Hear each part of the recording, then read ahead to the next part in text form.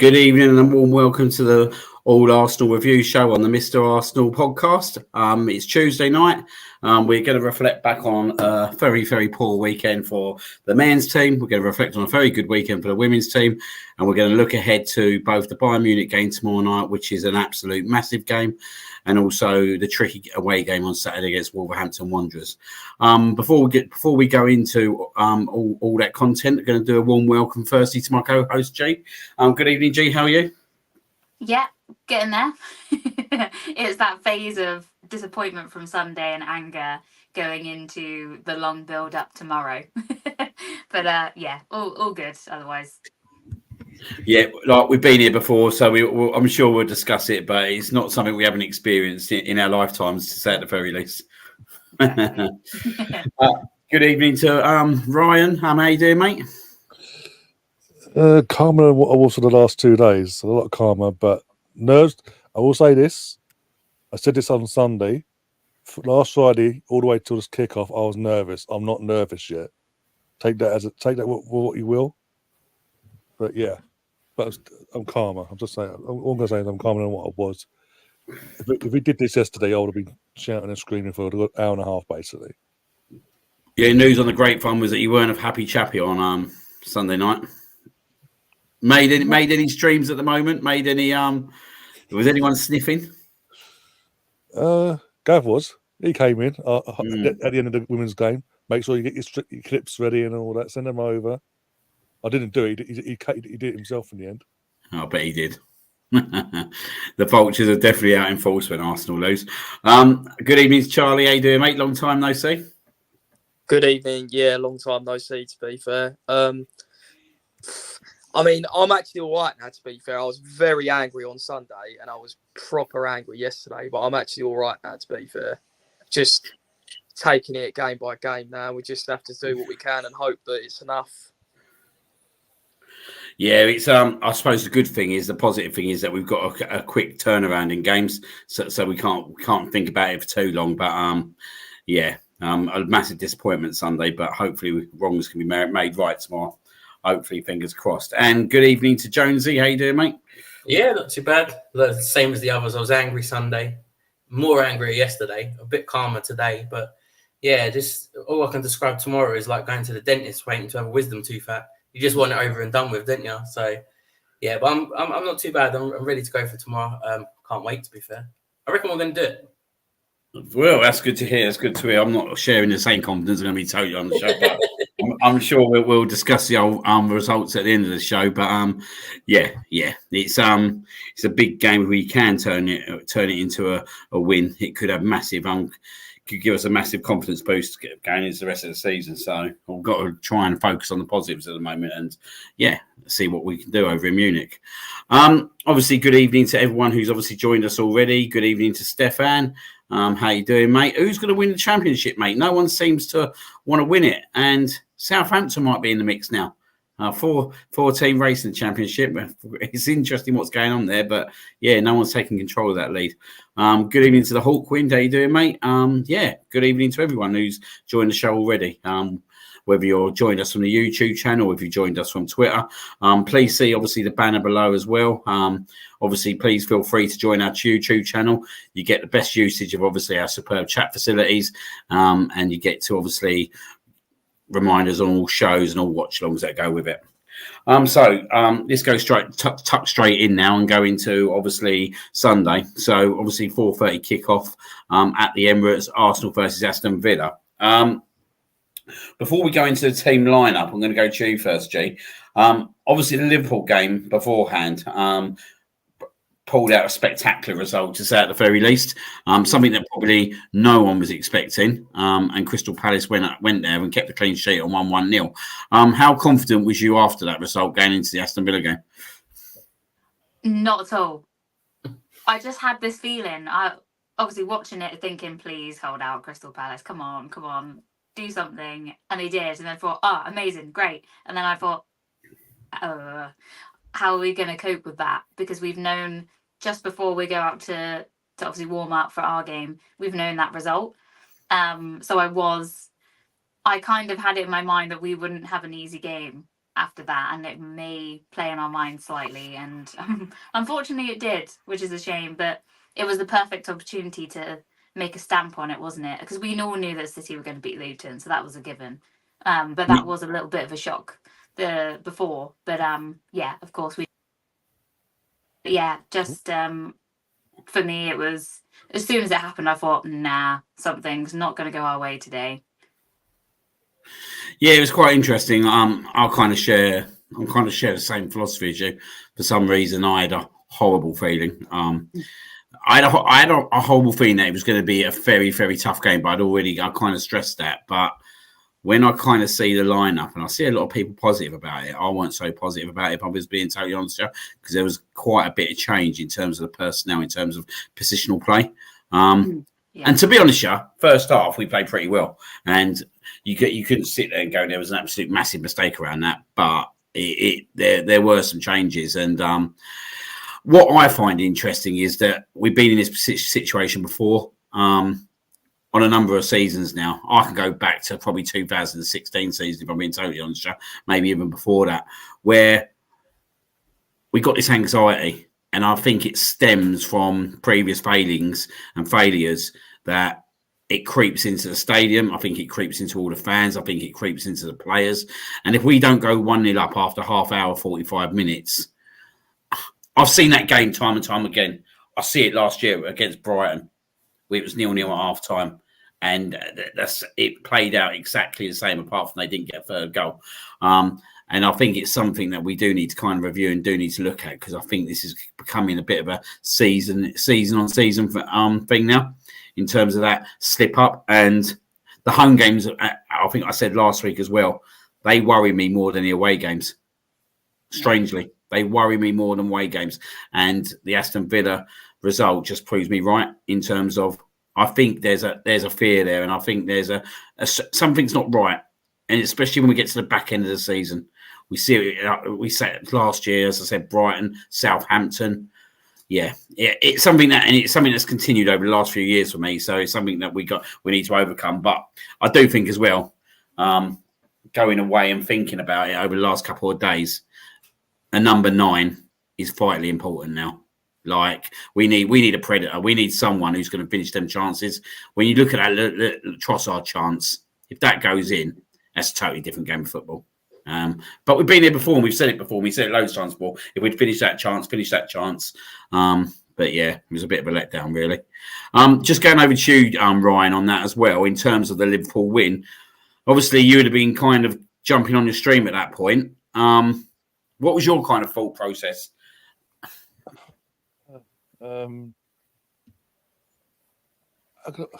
It's a weird one, because like obviously did it in one before kickoff. It's like, okay, cool. We know what we need to do now. If we win, we could build a bridge, a bit of a gap between us and one of our rivals, this and the other. But I couldn't celebrate. I couldn't enjoy it until the full time whistle of our game, because I knew if I went over, we came in and went, hey, what happened would have happened anyway, and then I'll be look like an absolute idiot. And so, what concerns me is when Declan Rice after the game is like, we put too much pressure on ourselves before kickoff. It's like, personally, when you know one of your rivals are playing just before you, have it switched off. Don't have any noise coming in to the dressing room before warm-ups or during the game. You find that wait for that until afterwards. As far as you're concerned, they've won. As far as you're concerned, and maybe we would have had a different outcome, maybe. But my main concern was the lineup. It's just very gun ho. Our good old manager, and we had no balance in our midfield. In terms of our midfield to attack, we had no balance. It was an all-out attack. You could see it. You could see it wasn't working. And we all know what happened after it. But I wanted to enjoy the Liverpool game in terms of them losing and all, but I couldn't really until we had Villa. If we had Burnley or Sheffield United, I could have been. I know we would have sort of game out one way or the other. It's just because it's Villa, they've got something to fight for themselves. They themselves have seen their rivals drop points that weekend as well. it was, and it just played out the way it did, like you say. Last year against bloody Brighton, and then the Southamptons, it all comes screaming back to even the year before in the race for the top 4. Coming back, Crystal Palace away, Brighton at home straight afterwards. Brighton back to back, by the way, in both years. I don't know what it is. I don't know what it is with this team. Get to April and we have this wobble at around the same time, and that's for me, that's concerning. I don't know about you guys, but that's worrying me. I want to see how they react tomorrow. Not just tomorrow, but also Saturday, which we'll get onto later. But I want to see the reaction. Because it's previously, it's a really good one point. bad result. Next game just continues. Yeah, and this is the thing, isn't it? We've seen this before. We see it around Christmas time, when we lost to West Ham, then Fulham, then Liverpool, and I think that's what is very important that you say, Ryan, is what kind of reaction are we going to get tomorrow? What we need to see a reaction as a Champions League semi-final place. And then there's a tricky game to Wolves just 3 days later. And for any reason, we get dragged to extra time tomorrow. And I'm thinking of all different scenarios because I'd already kind of stated that we're playing literally every 3 days at the moment, which in any turnaround in any kind of sport or football, that is absolutely tricky. And when you see that we're not really flexible in terms of rotating our squad that much, that's putting a lot of pressure on them players to be at their best every 3 days. I personally, if I'm going to be totally honest, and I'm going to go to Jonesy on this, I expected a little bit more in terms of not the rotation that we got, because I think we got a rotation that moved players out of the key positions. But I think we'd been better off going down the road of just replacing players like for like, as such. Do you know what I mean? Like, I'm surprised Tommy Ashley didn't get started, if I'm being totally honest on Sunday. I'm quite surprised about that. I was actually even surprised. Like, I'm not surprised that Havertz didn't play up front. I'm surprised that Havertz played at all to start with, if I was being totally honest. Because I thought, like, with obviously the yellow card situation and also with him obviously playing quite a number of games, it might have been a key time to kind of rotate him. So I weren't surprised that Jesus started up top, but I was surprised that we pushed him back into midfield. We'll go on to Thomas Partey later, and I'm not even going to talk about the substitutions yet. But what the hell is going on with Thomas Partey? We play him against Luton Town for 70 odd minutes. He then comes on for some minutes against Bayern Munich, and then we don't see him at all. 70 minutes in, was crying out for Thomas Partey. So there's a lot of questions there, isn't there, around obviously the selection and how we're doing this. And one of the things that's worried me, and it's worried me for a number of seasons now, is like putting too much responsibility on certain players, like Saka, for example. We've seen it all before. For me, the guy is injured. The guy is definitely injured. Like, you don't hobble off every game, right? I know people coming out there saying they're rubbish, but clearly there's something not right there. And I think the problem is we get to April time and the wheels fall off and the tiredness creeps in and we're not rotating. We never trust our rotational period. And I think this is where Pep does it a bit better.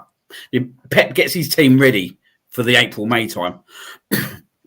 Yeah, we've had some injuries. We've had some big injuries, but at the same time, we've got to start trusting our other players. It's a squad game. When you're playing every 3 days, it has to be a squad game for me. So just going over to you, Jonesy, on that, what was your kind of thoughts with the selection? And was you kind of surprised in terms of Havertz going back into centre midfield? For a minute, I thought it was the Arsenal women's lineup because that's what Jonas would do. Just chucking in these random players, a team that doesn't sort of gel well together. But yeah, no, I was shocked. I was literally shocked to see Zinchenko play. And, Tommy Asu and Partey, they need minutes. They're not going to get no other minutes. Training doesn't get you that match sharpness. It gives you a bit of fitness, but it doesn't give you that sharpness only a match can give. It was the perfect game. The midfield was lost. We were absolutely run ragged in that second half, and that's the sort of game he could come on. People bang on about his technical ability and he's good, he's all this, but there's something there, an underlying issue why he's not playing in these games. It's ridiculous. Either Arteta don't trust him or, he's generally not fit. But I'm more disappointed with how we've come out that second half. It's disgusting. If that was my team, I would bollock them and I would lock them in that change room after that match. To go in for half-time, we was dominating. We should have been up 2 or 3 goals, put our chances away. But to come out second half, it was like a boxer and not even lay a punch on them near enough. They come out the team that looked like they were challenging for a title, not us. It was disgusting performance, and obviously he's going to wind me up again. But I just got over it. But no, it's just disgusting. And Zinchenko, I never want to see that guy on our pitch again. He's fucking a joke. His position in play, it's got to be bad. I train kids at school, and they know how to fucking defend better than him. Track a man, pick him up, and keep in your position. I don't know what the guy's problem is. He thinks he's Perlo or something. Get in your left back position and fucking defend. Sorry, there you go. Mate, that's what it's for, mate. That's what this is for, to get that frustration out of the way tomorrow. But to say how you see it as well, do you know what I mean? Like, you got it's a very disappointing result, like you say, and when you don't see players doing what they should be doing and making it quite easy for the opposition. Obviously, that second half display, and I'm going to go with you, Charlie, on it. And obviously, been waiting there patiently, mate. By the way, that second half display was probably the worst of the season at home. I wouldn't say the worst. I'd say the worst was the Fulham away game, but it's definitely up there. I'm saying at home, at the Emirates. Yeah, at home, 100%. 100%. Do you know what I will say, though? And I will cut the team a little bit of slack. We're playing high-intensity games every 3 days, and a lot of players in this team are not used to doing that. Last year, we had the Europa League where we could just rotate players. This year, we haven't been able to do that because of the Champions League. And in that second half, and I said this to my dad as well, in that second half, from about the 50th minute, we looked dead on our feet. There were certain players, like Ben White was getting cooked by Zaniolo, and Zaniolo doesn't even start for Villa. What's his face on the other side? Diaby, who doesn't even start for Villa, was cooking Zinchenko over and over again. But the difference is this time round I know you're talking about the Brighton game last year. The Brighton game last year, we got completely outplayed. We didn't create nothing. That was a 3-0 battering. This year, what I will say, the difference was that first half, we should have been 2-3-0 up, and that game should have been dead and buried. So we could have got away with the second half being as poor as it was if we'd have got the goals in the first half, because we'd have been able to sit on it. They'd have come out and we'd have been able to just break on them. Obviously, that goal didn't come. It almost looked like we used all our energy in the first half. Mm-hmm. And it almost looked like that Mikel had an eye on this Bayern Munich game. That's what I think anyway, because that team selection was disgusting, bruv. That team selection was disgusting. How are you moving Kai Havertz into midfield to try and get away with it at home against the Champions League team, bruv? They're chasing Champions League. We're not playing Burnley. He thought we could get away with it. That's what he did. He thought we're at home. We got the fans behind us. We can get away with it, and it come back to bite him in the arse. I mean, those 2 goals were coming for about half an hour in that second half. I was sitting there watching it, and I was like, "Mate, we're going to lose. We're not even going to hold on for a draw here. We are going to lose." And the defending for both those goals, I mean, I called it dead defending, but it was actually disgusting. Mm-hmm. So, I mean, I have no confidence whatsoever after seeing that we're going to go to the Allianz Arena and get a result. Not a chance. Well, just looking at the team that we did pick, as we said, obviously Ray did starting goal. White, Saliba, Gabriel, Zinchenko was the back 4. Obviously, Rice, Odegaard, and Havertz played the centre midfield role. With obviously Saka, Jesus, and Trossard. I'm going to go back over to you quickly, Charlie.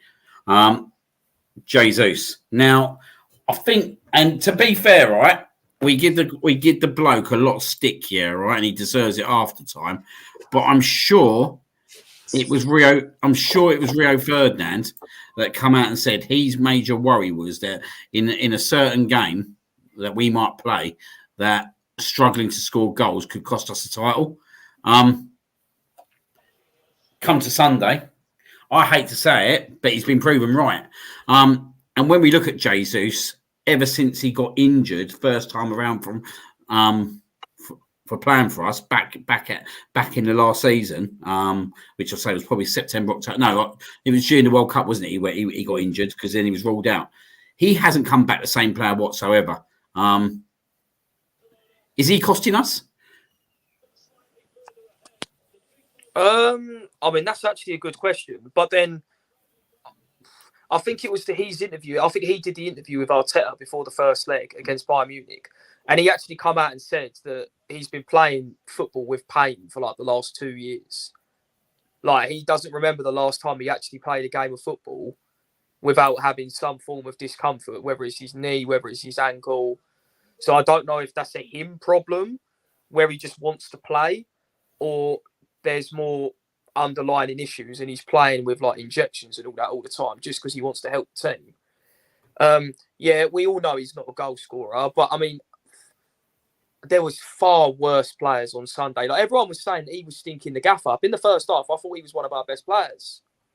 I don't know what you lot think, but everyone was saying he was stinking the gaff up. I mean, other than the header that he had at the back post, which was dreadful, I don't actually think he did a lot wrong. I mean, he found Havertz a few times in space. He played the ball out to Saka a few times. I mean, other than Odegaard, who obviously come off with his little injury or whatever he had, no one was that great. I think Odegaard was the only player that could turn around and go, yeah, I actually did all right today, to be fair. And even he in the second half, like the rest of the team, was a bit poor. But no, I think it's a bit steep to say Jesus is costing us, because Jesus didn't miss an open goal from 3 yards out like Leandro Trossard did. Like, I mean, I'm scoring that. I'm not missing that. I'm scoring that 100%. There's no way I'm missing that. All he had to do was, he didn't even have to make contact with it. He just had to flick it. Like, the goal's right in front of you, bro. And then the Saka one as well, where he's trying to smash it in the near post. Why are we trying to smash it in the near post 24/7? Just square it or just put it across goal.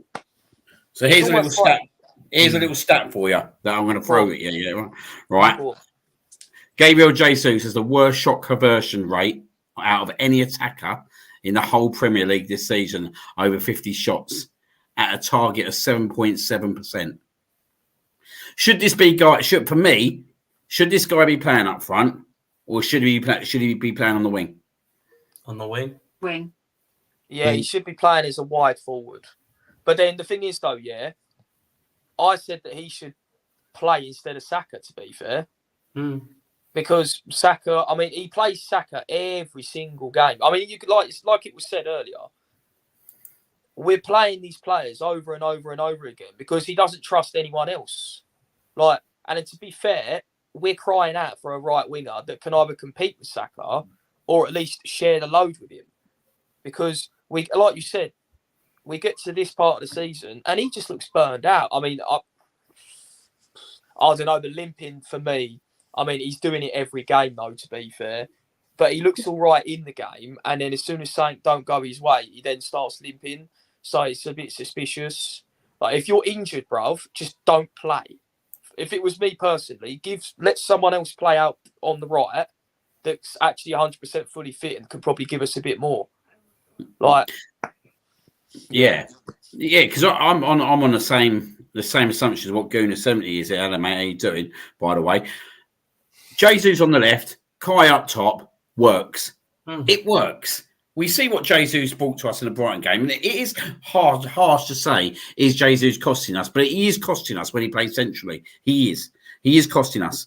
But when he plays on the wing, I've seen him have some absolutely brilliant games on the wing this season. I thought he had a superb game on the right wing when Saka didn't play against Manchester City. I thought he'd done an absolute tireless job that day.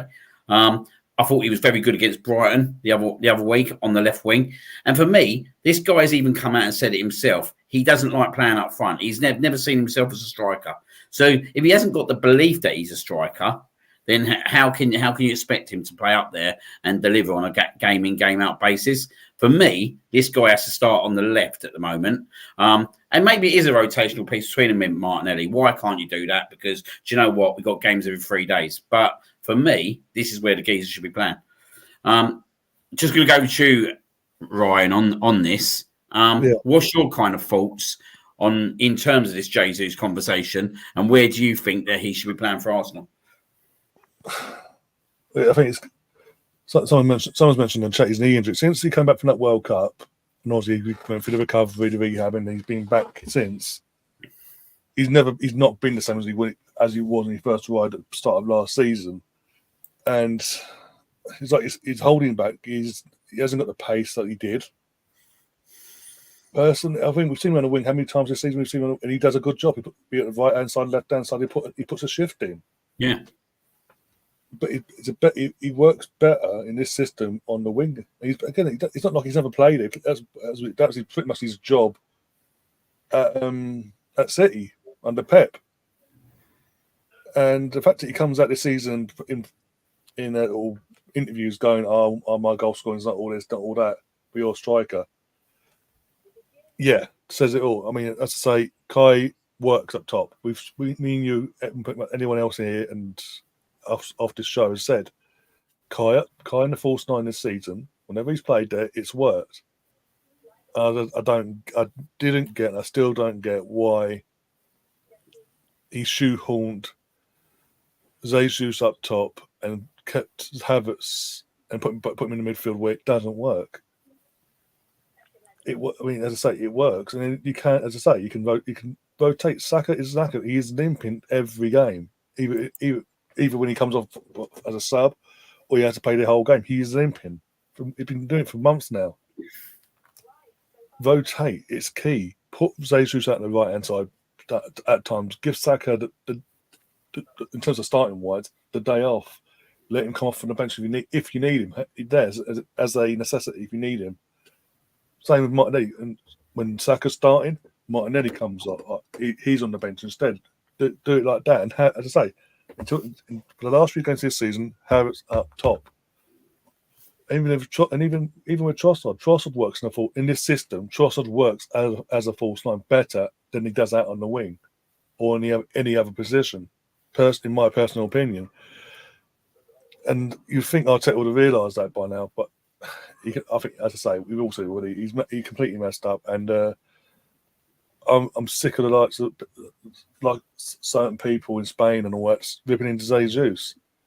He's asked to play a role that he can't. Let's be honest, he can't really play. He's better effect on the wing. We saw it against Brighton. We've seen it against Man City in the season. But it's down to Arteta now. Let's see what Arteta does tomorrow. I guarantee Jesus won't be up top tomorrow. Guarantee it. No, I think it's pretty natural that Havertz will go back up top tomorrow. And I'm going to have to you, Jill, and it's just another comment, obviously around Martinelli as well. Another player who's not in form at the moment for whatever reason. Do you think there's anything more in it with Martinelli, or do you think that he is? Because there is talk that he's obviously missing a Xhaka from last year. I was looking at something today that was showing like the kind of movement that was being made between Zinchenko, Xhaka, and Martinelli last year, which is not there this year. Do you think that number 8 role is an issue at the moment? Yeah, potentially. But I think with Martinelli as well, he was on pretty good form until he has that kick on the foot against Porto, wasn't he? And then obviously was out. I think at first they said he'd be like, he's fine, doesn't need anything, it's nothing major, and he'll be back. But then obviously he was missing for a couple of games. So I don't know if it's maybe something that he sort of just lost without being able to consistently keep playing. He's lost that momentum within himself. But it's a tricky one for me because, I mean, you guys probably know, I've said it a few times before, that he's a player that I don't particularly love. He winds me up a lot by overdoing things and trying to be the fancy one, taking on 3 players at once and running it too far, all these things. So I'm not really, I'll be completely honest, I'm not really too bothered that he's not where he is at the moment, because he just doesn't do anything for me personally. I know that's probably a big red flag and everyone will say the complete opposite, but that's just how I just can't connect with him very, very well for some reason. But understandably, when he does get a chance, he does offer something. And maybe it's something we can look at to interchange him as a false 9 as well. When he has played there previously, he's always done pretty well. But yeah, I think probably the injury, the way it came, has probably set him back rather than anything more to it, I think. Yeah, I think there's definitely some issues there with the injuries. I think 100%, but I totally get where you're coming from at times. I always feel a little bit with Martinelli that when we're chasing a game, he can become a little bit erratic, and I think it's an age thing with him a little bit, where he's trying so hard and desperate to make things happen that he might take a touch too much at times. I do think at times with him, it's a more of a desperation thing that he wants to make something happen and wants to do something good. I like him coming off the. But I think between him and Jesus, I think it's ideal that we rotate them two, keep him fresh, and that's why I'm quite disappointed that we're not basically just playing them two in that position, because I think it works. I think sometimes when you've got a Martinelli or Jesus on the bench, as you probably see Saturday Jones, Sunday Jones, and come over to you. When you start playing the likes of Trossard, Martinelli, Saka, Jesus, Havertz all at the start, you haven't got anything to come off the. If it ain't working, you're then looking at, and in all due respect, Eddie and Ketia.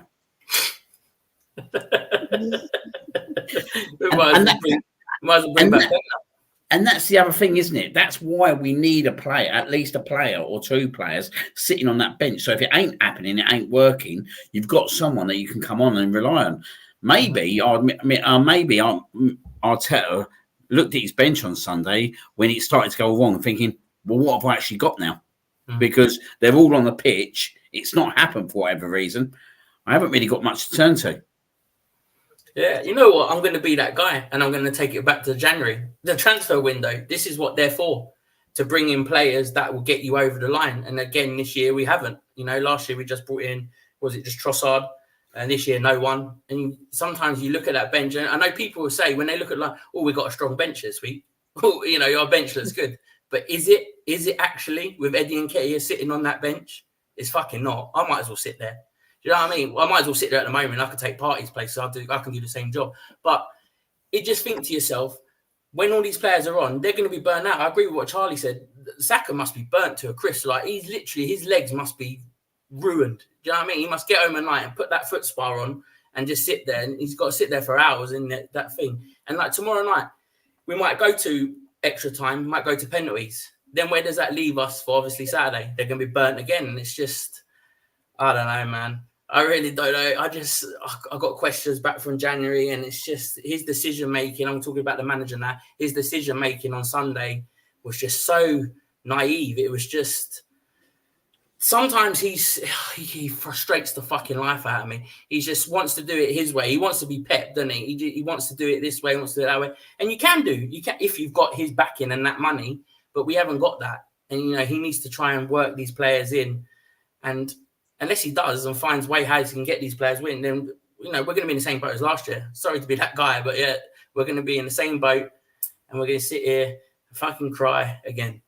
I think the big one for me on Sunday, and I lost it a little bit on Sunday myself, was Jorginho's a good player. We all know Jorginho's a good player. He's not so good of a player come off a bench. He's not so good of a player coming off the bench. Now, when you look at what Jorginho does coming off the bench, to what Partey does coming off the bench, and the impact both are made by coming off the bench this year, I just think of two things. I think of Jorginho, and he lost the ball on Sunday, by the way, for one of the goals. I think of Jorginho against Tottenham, and I think of Partey against Manchester City. One basically lost us 3 points. One won us 3 points. Mm. If you put a player on the bench, in my opinion, that player's fit to play some sort of that game. At 0-0 with 20 minutes to go, for me, personally, that team was crying out for one player and one player only. Thomas Partey. Mm-hmm.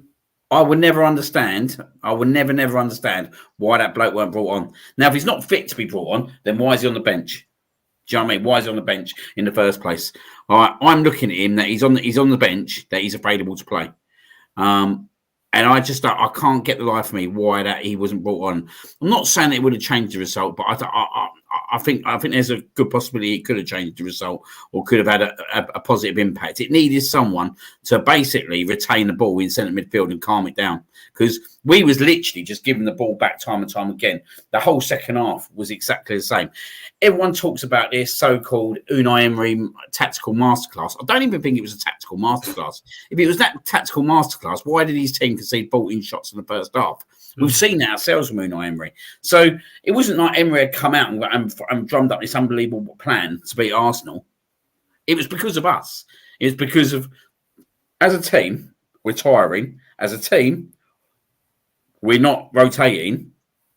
And then when we do rotate, for me, and bringing players to the bench, especially on Sunday, we brought on totally the wrong players. We totally brought on the wrong players. And that, for me, that is what's kind of lost us the game. And the only thing that I can sit here and think now is that Thomas Partey has to start tomorrow night. Because if he don't start tomorrow night, then I'm scratching my head even more.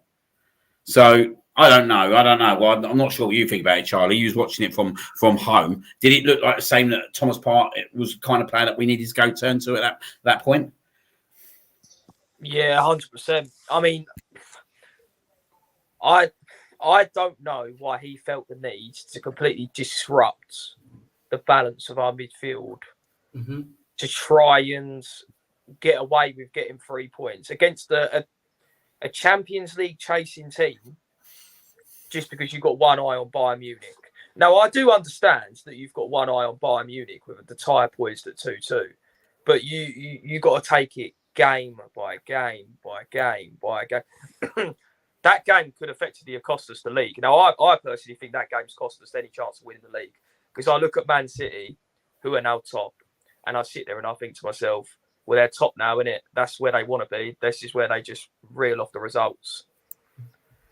And you're right. I think he brought on the wrong players at the wrong time. I mean, he panicked as well because when we went 1-0 down, he then made 2 more substitutions that didn't make any sense. Who did he bring on? He brought on Nketiah and someone else, wasn't it? It was Smith Rowe come on, didn't he, for Odegaard? Yeah, yeah, that was an injury though. That was different. Yeah. That was at 0. That was at 0-0. But he brought on Nketiah and someone else as soon as we went 1-0 down. And I was sitting there and I was thinking, Eddie came on at 2-0. So who was it that he brought on when we were 1-0 down then? Jorginho, come on. Jorginho and Smith Rowe. Rowe. Never look. I'll double check for you. Didn't Jorginho come on? Did he come on for Trossard? Yeah, that's what I mean. So you're bringing on a midfielder or a defensive midfielder when we're 1-0 down because you disrupted our midfield in the first place by completely unbalancing the team. Now, I mean, obviously, I know most people's feelings about Zinchenko, and I'll probably be one of the only people that will defend that guy. But I didn't actually have an issue with him playing left back. The issue I had was the team further forward because Zinchenko against Bayern Munich the other night was very good. Like, Kivior was getting roasted left, right, and centre. Zinchenko come on, we got control of the game. This game, the first half, we had control of the game, even though our midfield was completely unbalanced. And I genuinely believe that the second half, I agree with you, I don't think it was a tactical masterclass at all. I think we just purely run out of steam.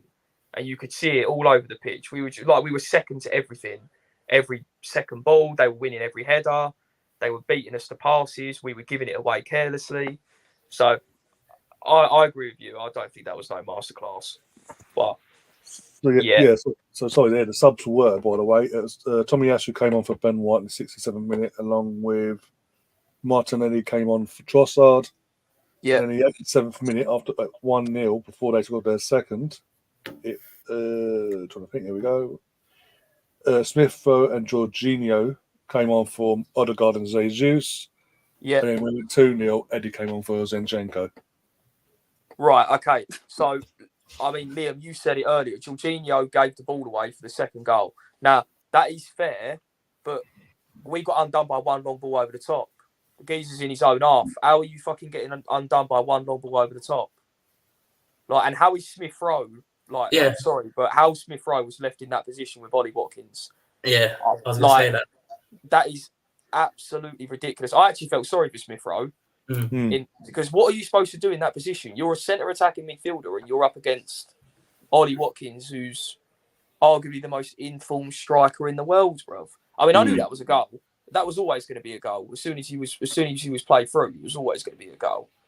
But I agree with you. The Partey thing is interesting. I mean, I didn't have Partey starting this game. I had Partey starting against Bayern Munich. I'll just leave that with you guys. Yeah, it's obviously, as I said, like the only reason now that I think that he didn't start and he didn't bring him on was that he wanted to keep him totally fresh for the Bayern Munich game.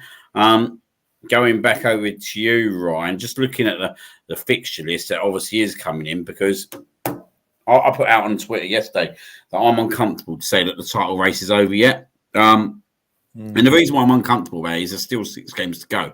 And obviously, it's only 2 points. And we do currently still have the goal difference. We have to be quite mindful of that. So one City draw can then put us back on top if we win a game.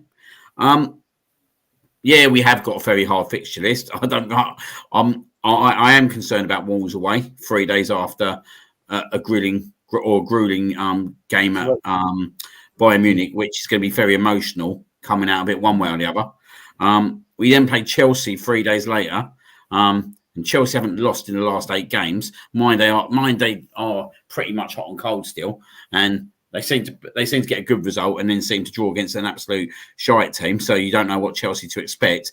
But then you've got the North London derby straight after that. So to have any chance of being in this title race at the moment, for me, we have to pick 9 points out of 9 out of the next 3 games.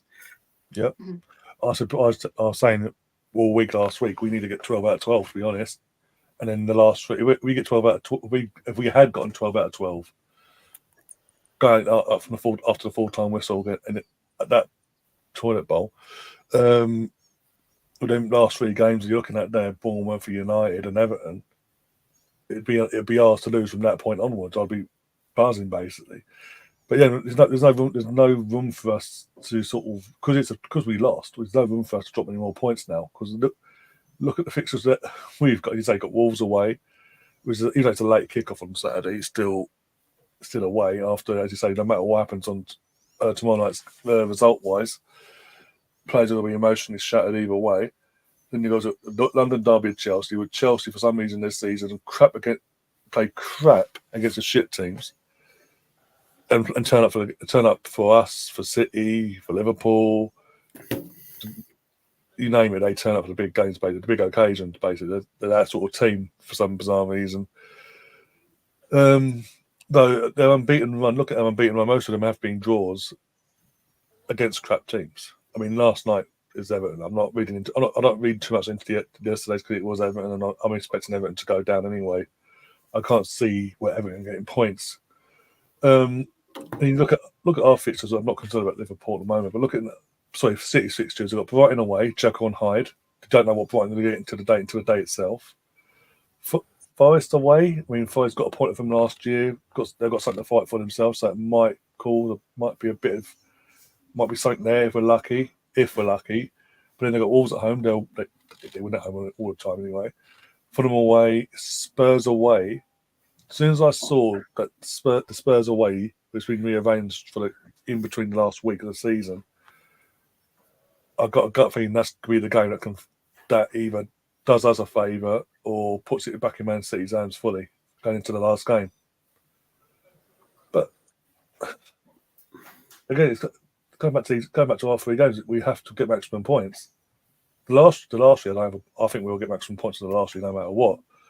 It's these next 3 now, how we respond. As I said earlier, it's how we respond this year compared to last year and the year before when we get a bad result this time of the year. Let's see if they actually. We keep saying they've learned from last year. Let's actually see if they have for once. Well, I think it's pretty important, isn't it? Like, if we've learned from last year, then we'll take Man City to the last day of the season. We won't go and lose to a Brighton at home again. We won't go and draw we lost to Forest away, even though it was pretty much down and out at that point, wasn't it? Yeah. We need to go one step further this year in terms of pushing them. If we don't, and we filter out like we did last year, then it's pretty much as it is, isn't it? From this year to last year, and that's where I probably want to see a little bit more improvement. I'm going over to you, G, on those fixtures. Just concentrating on the next couple, Wolves and Chelsea, because obviously we haven't got a show before then. They're tricky games, isn't they? They're very tricky games. Yeah. I don't think at this point we can even say any game is not going to be tricky. It's the pride of the teams playing against us that don't want us to win the league. A couple of them are still, if you think about Everton, they might still be fighting for something. Man United aren't going to want us to win. I know that's going ahead a little bit, but Wolves have been a lot better this season, I think. they've been a bit ropey here and there, but I would say they're going to turn up for that team. Chelsea are going to turn up for that because they want to. They're actually quite close to not getting top 4, but they are climbing up now, aren't they? Yeah. And they're starting to hit form, and certain players are starting to kick in for them. So that's not. They're going to want to have pride over beating us as well and ruining that for us. So every single game worries me at the moment. And I don't think I'll stop that feeling until the after 7 o'clock on the 19th of May. But yeah, the thing is, like we've all said, it has to be game by game now. We can't. I know Champions League, there quite a lot of them are inexperienced, and maybe Arteta is as well in the terms of managing that. But this is where they want to be. Like, you can't just fold to the pressure. If you want to be at this stage, you've got to step up. And like the other day, I didn't see anyone going to step up in that moment, thinking, we need to capitalise on Liverpool's loss, and we need to keep going. We need to keep fighting, no matter what. If we've got a game in a couple of days, like unfortunately that's what football's going to be now. Once Christmas and New Year comes, that's what football in this country is. If you're in competitions, so they've got to get used to it, unfortunately. But yeah, it's one of those that we're missing someone that's going to step up. You can't rely on Bukayo Saka to do it every single time. There's obviously something going on, whether he's carrying an injury or whatever, and he wants to play, but it's not doing us any favours, is it? No. Let's be real. But then again, like Jonesy said, we've not capitalised. Even in the summer, we put everything into Declan Rice, which is fantastic, obviously. But have we then focused? We've missed out on getting back up for Saka and just expected Reece Nelson to do it and never even play him anyway. These players aren't going to come on. We've all pretty much played football. If you're not playing for weeks and weeks and weeks, and then you're being chucked on with 10 minutes to go expecting to do something, it's not going to happen.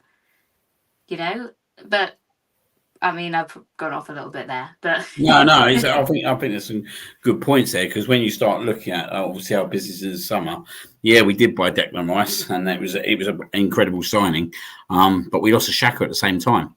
And also, then can I just say as well, I'm not into watching all the love fest for him at the moment either. After what happened, No, all of the videos and all the comments are literally at the same time of what was happening to us. I can't believe so many people were still like, "Oh, I love you so much. I'm so proud. So happy for you." Like, we've just lost a game, a really important game, and he could have stayed. We've had moments with him, haven't we? So I just wanted to put it out there that maybe that wasn't the time to be showing him the appreciation. No, I think it was just unfortunate, weren't it, that it happened at that time. And it's quite ironic, isn't it, really, that the day that he did go and win the title, we've gone and potentially screwed it up again. And that's the only way I can call it at the moment. But it is quite ironic. But yeah, I didn't put nothing out, and it wasn't because I'm not pleased for him, because I am pleased for him. But it's not the right time, and my focus is on obviously what's happening within our club at the moment. And at the end of the day, they're going to be a rival next year anyway in the Champions League potentially. So yeah, I think you're totally right there. But just going back to your point in terms of the summer, like you said, yeah, we brought Declan Rice in, but then obviously we did lose a Xhaka. Even though it's not like for like, it's a midfielder for a midfielder, isn't it? Thomas Partey's absolutely screwed us over this year with his injuries. And this is the piece, isn't it? There was a lot of talk last year, and I know from a man in the corner, and this is the reason I'm going to bring it up. There's a lot of talk last year that this man in the corner here, Jonesy, felt that Thomas Partey should have been moved out of the club last season. That he'd basically kind of obviously, I suppose, let us down at times, didn't he? And he never turned up for the big games in terms of his availability. And it's quite interesting, Jonesy, nearly 9 months down the line, we're not seeing him. And everything that you kind of said is bang on. I mean, you hit the nail on the head. You said he's let us down this season. He's let us down last season as well. It's a constant running trend with the guy. I mean, like G said, we've all played football here, and we all had that one person on the pitch who was always pissed every weekend, who couldn't be bothered to play. That's what it feels like. It feels like we're carrying this guy. And I don't know what it is. He's come back, and he's supposed to be fit. You know, you see all the training videos. They welcome him back. Why isn't he playing? You know, he's won a La Liga title with Atletico Madrid. He knows pressure. He's played in Africa Cup of Nations, you know. He's played international football at a high level in World Cups and tournaments like that. So it's like, why is this guy not playing? And it just goes all the way back to Sunday. That midfield was crying out for him. He was the perfect person to get a hold of that midfield. And I agree. I'm not saying we would have gone on and won it or whatever, but he would have got hold of that midfield, maybe give us a few more chances. But I don't know what it is. We need to bin him off and ASAP. You know, it's a shame he was injured in January. We might have done it then, but yeah, he's cost us big time. And I wouldn't say just this season. I'll say last season as well. He goes missing. You know, his record of what big games he misses is outrageous. For this world-class midfielder to be at the club and not play these games, I don't think any other club will put up with it, to be fair. Only Arsenal seem to do. And I'm also on the belief, and like I know that Xhaka, I think there was an agreement, wasn't there, from the season before that he'd be let go this year. If we'd gone vice versa and got rid of Partey and not Xhaka, I actually think we'd have gone and won the league this year. But the reliability would have been there. We know what Xhaka is, mate. We know that he plays every single game. Do you know what I mean? He'll play 3-4. He'll play every 3 days if he's asked upon. His reliability is unbelievable. And it's the difference, it's the total difference, isn't it, between having the reliability and not having the reliability. And now we're sitting at the end of a season where we got this guy who hasn't been fit, who hasn't played. And let's be frankly honest, even when he was getting picked at the start of the season, we was playing him at fullback. We was playing him at fucking right back at the start of the season. What an absolute joke that is. Like, this was supposed to be one of the best defensive midfielders in the Premier League. And we're playing him at right back. Now, for me, that was a kick in the teeth in itself, because I'm like, you can't play this guy at right back. He's supposed to be one of the best, and we're playing him at right back. For me, Arteta already knew that he didn't trust him. At that point, when he started playing him right back at the start of the season, for me, he doesn't trust him. But it's just spiraled out of control, I think, now with this next injury. And it's an injury, then it's another injury, isn't it? And I just flip the coin around, I think. And I know it was agreed with Xhaka, and it's all done and good now, so it's no point looking back. But I do think if we have had the reliability of a Granit Xhaka with Declan Rice this year, I don't think we lose to. We certainly beat Fulham at home. Mm-hmm. We certainly beat Fulham away from home. We don't honestly. I look at the results. I look at the results of Aston Villa and Newcastle. Like, we were dictating both them games. Like, do you know what I mean? Well, you need your centre midfield there, game in, game out. And this is what I think is going to cost us at the end of the season. I've always said our Fulham game is going to cost us at the end of the season, and I still stick with that. But you know what? It's not just Fulham now, is it? It's Aston Villa. To get 0 points out of 6 against Aston Villa. No disrespect to Aston Villa. I think Unai Emery's done an unbelievable job there, but it's not acceptable. It's not acceptable to get 0 points out of 6 against Aston Villa. It's not acceptable, right? Do you know what I mean? To go to Fulham and only get 1 point out of 6 when the first game they had 10 men and we had 11. And it seems at times we try and be a little bit too clever. I felt at that start of the season, and I look back to that Fulham home game, like Gabriel weren't starting for whatever reason, but with 5 minutes to go, I'd have brought him on anyway. Like, you know, you defend a set piece, mate. Whether we've got 10 men or 11 men, get your man Gabriel on. Do you know what I mean? Because one set piece can kind of kill you, and it did. But yeah, I do think, like, I totally agree with you, and I think we've already kind of discussed it prior. Thomas Partey, for me, has to leave the club in the summer. He has to leave the club in the summer because we need to get that reliability in there. And whoever that player is will potentially take us to the next step. And I do believe if we can get that player to take us to the next step with the striker, we got a championship winning team there, Charlie. Surely. Like, we're not that far off now, are we? Like, you're talking about a number 8 or a number 6 and a number 9. No, we're not that far off. To be fair, I thought this year was the one. I know we had the drop points and all that at the start of the season, but City are just not. This year, City haven't been as good as what they have been in the last 3-4 years. and they've looked ordinary at times, especially defensively, and yet they're probably still going to win this league. Which is why I hate this league. I actually hate the Premier League because of Manchester City, because they just do what they want. They win when they win when they want. They do what they want. Pep does what he wants, and no one can do anything about it. Like, I mean, us in Liverpool are trying. I mean, Klopp has been fighting them for 7 years and has won one COVID title, bro. Like they literally just do what they want. Yeah, I agree. I think Partey should have been sold, and I mean, I'm one of Partey's biggest like fans, but I think he should have been sold. The Xhaka thing, I mean, I know everyone was going on about it. Xhaka was good last season, but everyone seems to be forgetting that Xhaka's been a fucking liability for this club for about 5 years previous, and everyone seems to be forgetting about that just because he had one good season. Don't get me wrong, like. Fair play to him for what he did last season, but I haven't forgotten about all the other times where he's inexplicably cost us goals and cost us points. But he was playing in the wrong position, mate. Oh, what, playing as a CDM? Yeah, expected to defend when he can't defend. That's the problem. He wasn't a defensive midfielder. But then anyone in midfield is expected to defend, guys. If you're playing as a midfielder, you're expected to defend to an extent. You don't just get to sit up top if you're playing in midfield. You have to do your fair bit of defending. And like you said, we know Xhaka at times inexplicably cost us points. Now, I agree with you. I don't think he was playing in the right position as a CDM. And last season, it wasn't a surprise that he started scoring and was at his best. He didn't even get sent off or anything, did he, last season? No. Do you honestly believe, Charlie, that Arteta had planned to play Partey in defensive midfield this year? I do, yeah. I think the reason Partey was playing right back is because of the whole Gabriel shenanigans that was going on at the time. Because there was all that talk about Gabriel moving to Arabia and being tapped up by other clubs. So because it was weird when the team came out the first game of the season and Gabriel was dropped completely to the bench. And Partey was starting right back and Ben White had moved central.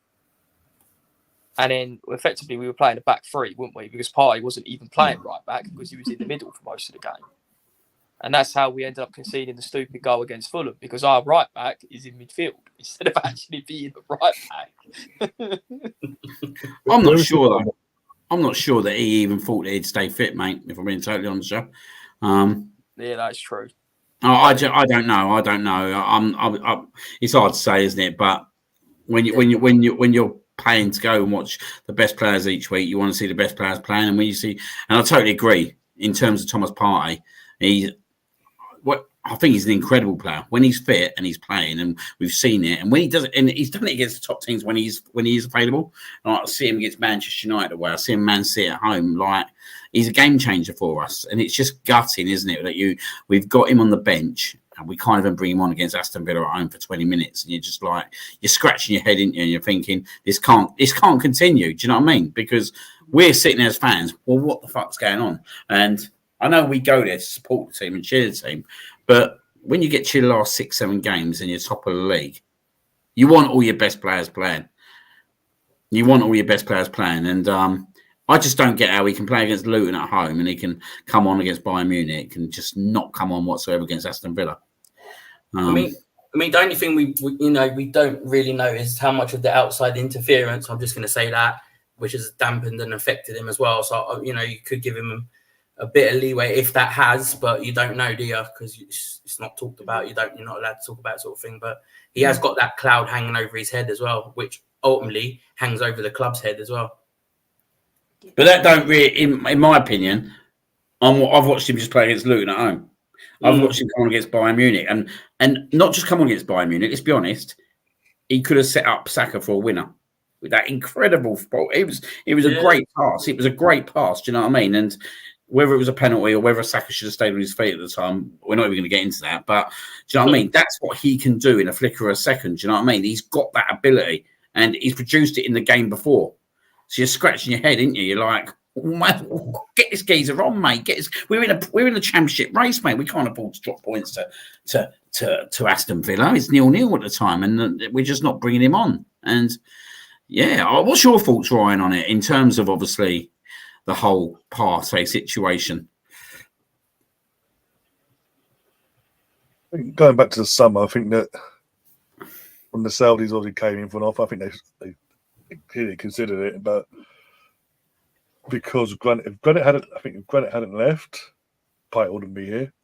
But because Partey had already had that agreement with Xhaka and he'd gone, and how far it was into the summer when they wanted to come and get him, it didn't. It's the start of our pre-season, and we didn't have any plan. Basically, we didn't have a plan to replace him, and we're clearly convinced him give us another year. But the guy's bloody injured. He's been injured. This is a guy who was never injured at Atletico. Never. This has been with us. He misses all the big games, and then this year he hasn't played. He played a handful of games. What, 5 or 10 games? Something like that. If he's lucky, 10. Bloody hell! Dortmund now 4-2 up. By the way, 5-4 Nag. No, back in October I said after winning out again after the Man City game, I was like, okay, done. He needs to go. Get him out in January. Get him out. He's not doing it for us. We're paying the guy a wage, and he doesn't give us nothing in return. And then as you say that the last couple of games, like you say, Luton, Bayern, the first leg, you see him play, and you see the difference when he does play. We said it. The thing is, me and you said this, Liam, before the international break. Coming back out of it, Partey needs to start playing a lot more games because we're going to need the squad rotation-wise with him in the last knockings of this season. And lo and behold, it's coming back and bit us in the arse because Mikels decided not to play him for whatever reason on Saturday, even though he was on the bench. I don't like this whole, if someone's on the bench, he's on the bench, but he's not available. He wasn't fit. He was just dead, just in case. We've seen that before. And I'm not for it. If a player's on the bench, because they're available, they're fit to play. And I think we've all said it tonight. We were screaming. That game was screaming for him to come on, just to take control of that midfield and get control of the game again for Arsenal to see it get us on the other positive side of a result. Sorry.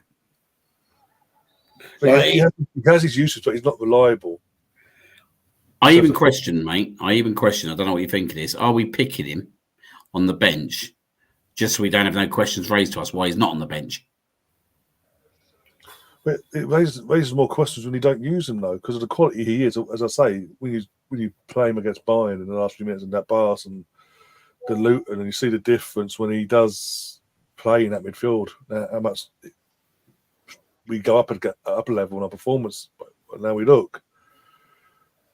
It does then ask the question. You have to ask the question anyway, even as on the bench, like why is he not coming on there? Why is he not coming? You still get them questions asked. It's just a different variant of the question.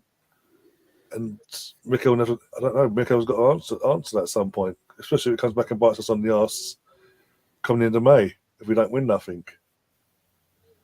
Because it's these moments where, as I say, squad rotation and experience will see through basically and tell us where we are basically and get us over the line or not.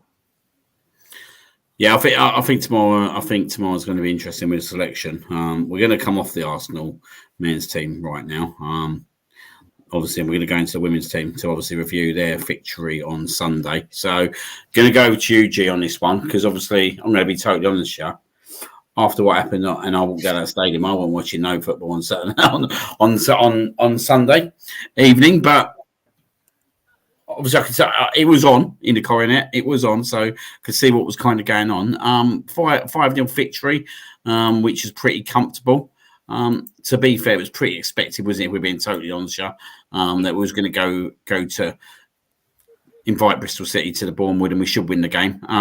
Was it as comfortable as the scoreline shows? Yeah, I think so. Above it, like last week was saying it's the time now. Yes, the WSL is pretty much gone unless something really crazy happens. But it's then time to step up and just get the job done for the remainder of the season and finish as high as possible.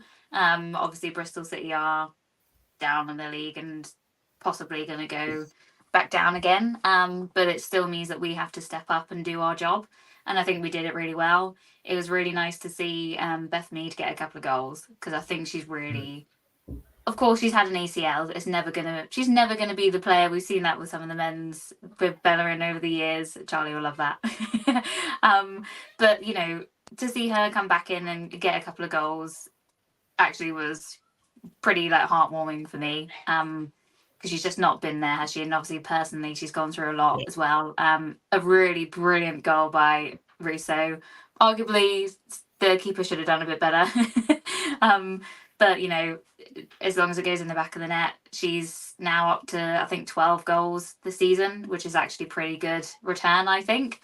But yeah, just quickly looking at the starting 11, there were a couple of changes in there as well.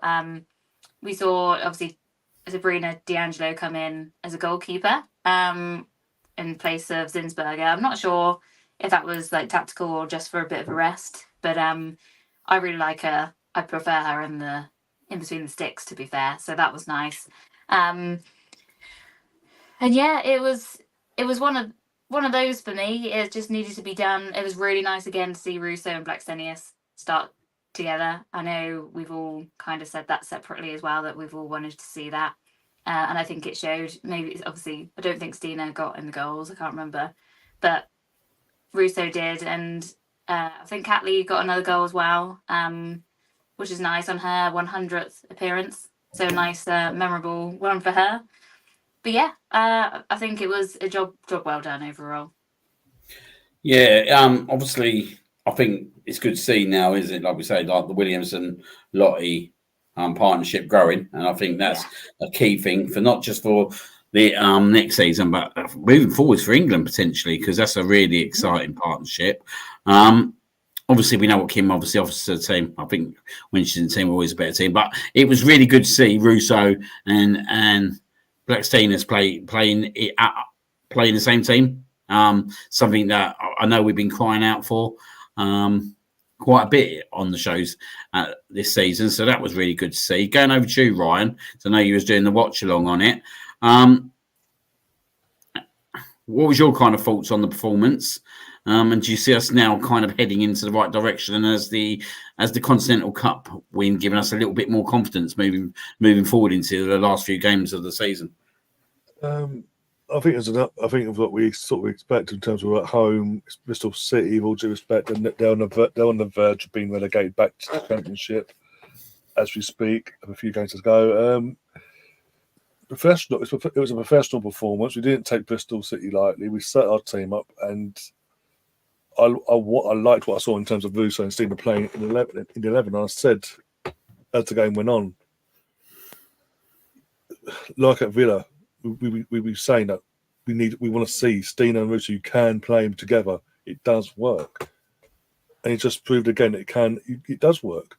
We just need Jonas to get his head at his backside on a more regular basis and do that. And maybe if he'd done that early in the season, straight from the off, maybe we'd have had a different outcome. And maybe we'd have Stina signed down to a new contract instead of doing this last minute. Is she staying? Is she going? Because her contract's coming to an end currently at the moment as we speak. But no, he wanted one or the other, and it's for most of the season, and I think it's come back and bit us on the backside more times than ever. But it was good to see he'd done it. The girls turned up, but good to see Beth get a couple of goals as well after everything he's been through for the last year, or couple of years actually, privately and with her own ACL injuries and all that. And Russo, I was happy for her to get her goals. I mean, her goals were fantastic. They're typical Russo goals, especially the first one, to actually come onto that and just hit it from outside the box. Loved it. And this is the Russo we wanted to see all season on a regular basis, but I think we're going to see more of that next season onwards. This is for her was more of a settling in season with her new teammates and new setup. But we are starting to see a lot more of the Russo we come to admire from afar when she was at United. And Kim, you got on the screen there. Kim was fantastic. Absolutely fantastic. The stats is it all first, second, and all the stats. You couldn't ask for much more from your captain. Again, I know the opposition was what it was, but she still has to put a shift in, and she did. She did brilliantly. You can't. I can't complain. I'll say this: even though she got player of the match, if anyone else got player of the match, you wouldn't complain. You could have picked anyone to be playing the match in that game because they all turned up and put a shift in. Not one player looked out of sync or out of place. Hmm. And like No, she I think. Yeah, like sorry, she Tom. So, like she says, I prefer to see Sabrina in gold than Manu. I'm more at ease and more comfortable when I see Sabrina in goal. And just to top it off, kind of, we'll go back to G before I go to Jonesy and Charlie. Obviously, Katie Reid made her debut on Sunday. Always great to see a player come through, isn't it, and make their debut in the WSL. Great. That's a great sight, isn't it, to see? And hopefully we can start blooding some more players in through the system. Yeah, exactly. Obviously, she's been in and around the squad for quite a while, but not really had an opportunity. And luckily, now that Williamson's regaining her fitness, and obviously Jem Beattie left a month or so ago, she had the opportunity to come on in that game, right alongside. I don't know if she came on for Lotta or Leah or who she played. To be honest, I didn't actually watch the game live. I was out for dinner. But yeah, just with what they've said about her, and then her feedback of coming on, what it felt for her as a local girl and Arsenal, it would just do wonders for us, and it then gives us that sort of future look as well, where Lotta and Leah are quite young in their careers, really, to be where they are, and then to have that to come, or Katie to come into it as well is really good. But also in that picture we had Laura Wienreuter. Can't say her name very well. Obviously that was her first appearance on the pitch from her ACL. I think it was about 340 odd days since it happened. So really good to see her getting back and getting some minutes as well before the end of the season. And you can only hope that this is it now, and we can then go back into next season with everyone fit and ready to go. They've done their rehab. They'll have a bit of a break during the summer, some of them, which is all obviously a bonus, especially for the English girls, I think, as well, just to give them a summer off and go again next season. So yeah, but also just to say with the stats you brought up for Kim Little, obviously it was against Bristol, but you can only play what you're playing against, can't you? She had a 99% passing score, so you just think that's just unreal, and it just goes to show that sometimes you still need those experienced players, because she's not going to be around for many more seasons, I wouldn't think, but it's just how she still commands the midfield when she's on her game. It's a really good stat, to be fair. Yeah, she's an incredible player. And if this be totally honest, when you're playing like a bottom of the table team, complacency can come in. I think it's harder sometimes to perform them stats when you're playing someone lesser down the table, because you can try to overcompensate stuff and do different stuff. So she's just like a model professional, isn't she? I think she's an absolute fabulous player. Every time I see her, she never disappoints me. So yeah, I'm not surprised whatsoever when I see these stats, because I just think she's brilliant for us. And like you said, we just need to enjoy her now, because obviously, like you said, she's coming to the back end. But yeah, she's still producing the goods at the moment, which is good. Just going over to you, Charlie. Obviously, with the Continental Cup win, and now obviously winning again, do you see us moving into next season in a much better mindset, with the girls coming back and then be able to have a pre-season behind them? Can we? And obviously with Emma Hayes leaving Chelsea as well, is it a prime time next year to try and stamp our authority on top of that WSL league? I think that depends on two things. I think that depends on who comes in the summer, like who we sign, and who Chelsea signed, because I don't really watch a lot of the women's games, but the games that I have seen, Chelsea just put teams away instantly. Game, win. Whereas I'm looking at us and we're struggling to put teams away, bruv. Like Chelsea put teams away and then they make changes, and then it's like, and then people are wondering why we're not anywhere near it. I mean, I still think we're miles off it. Looking at the table, I mean, even Man City are miles ahead of us now.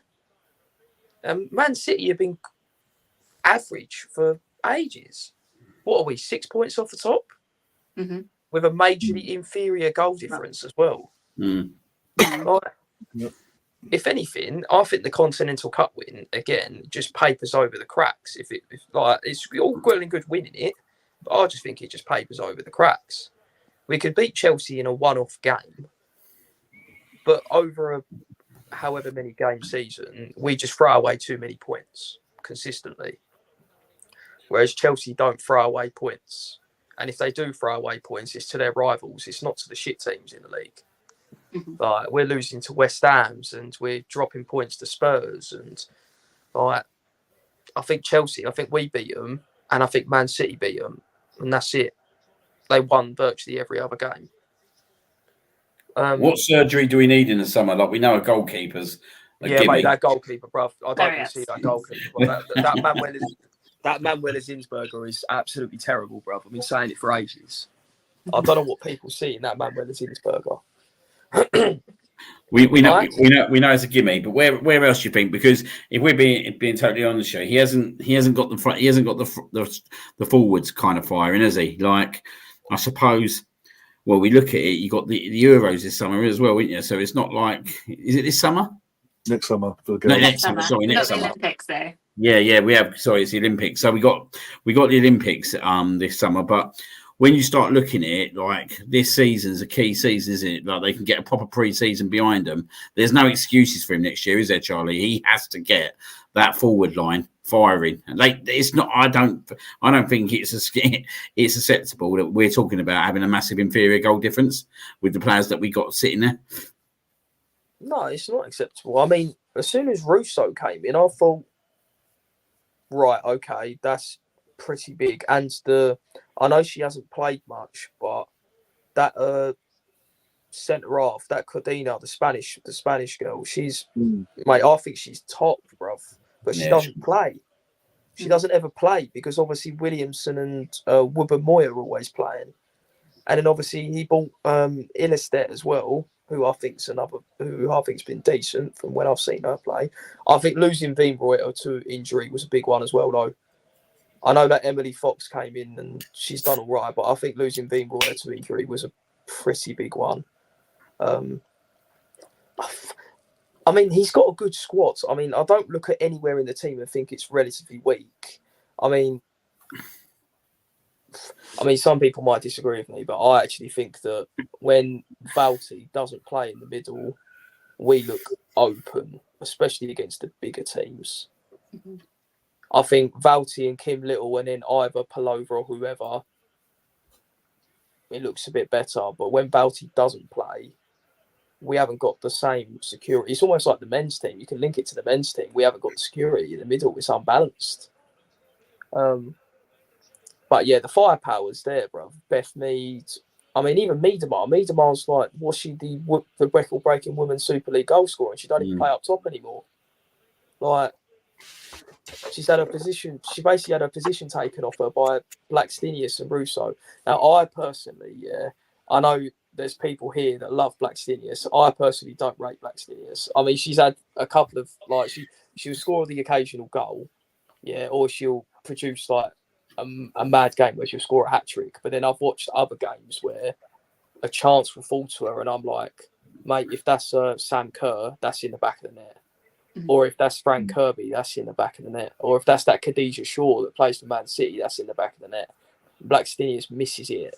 Or even Russo misses it. And I'm like, we can't be missing these chances against these teams if we want to win this league.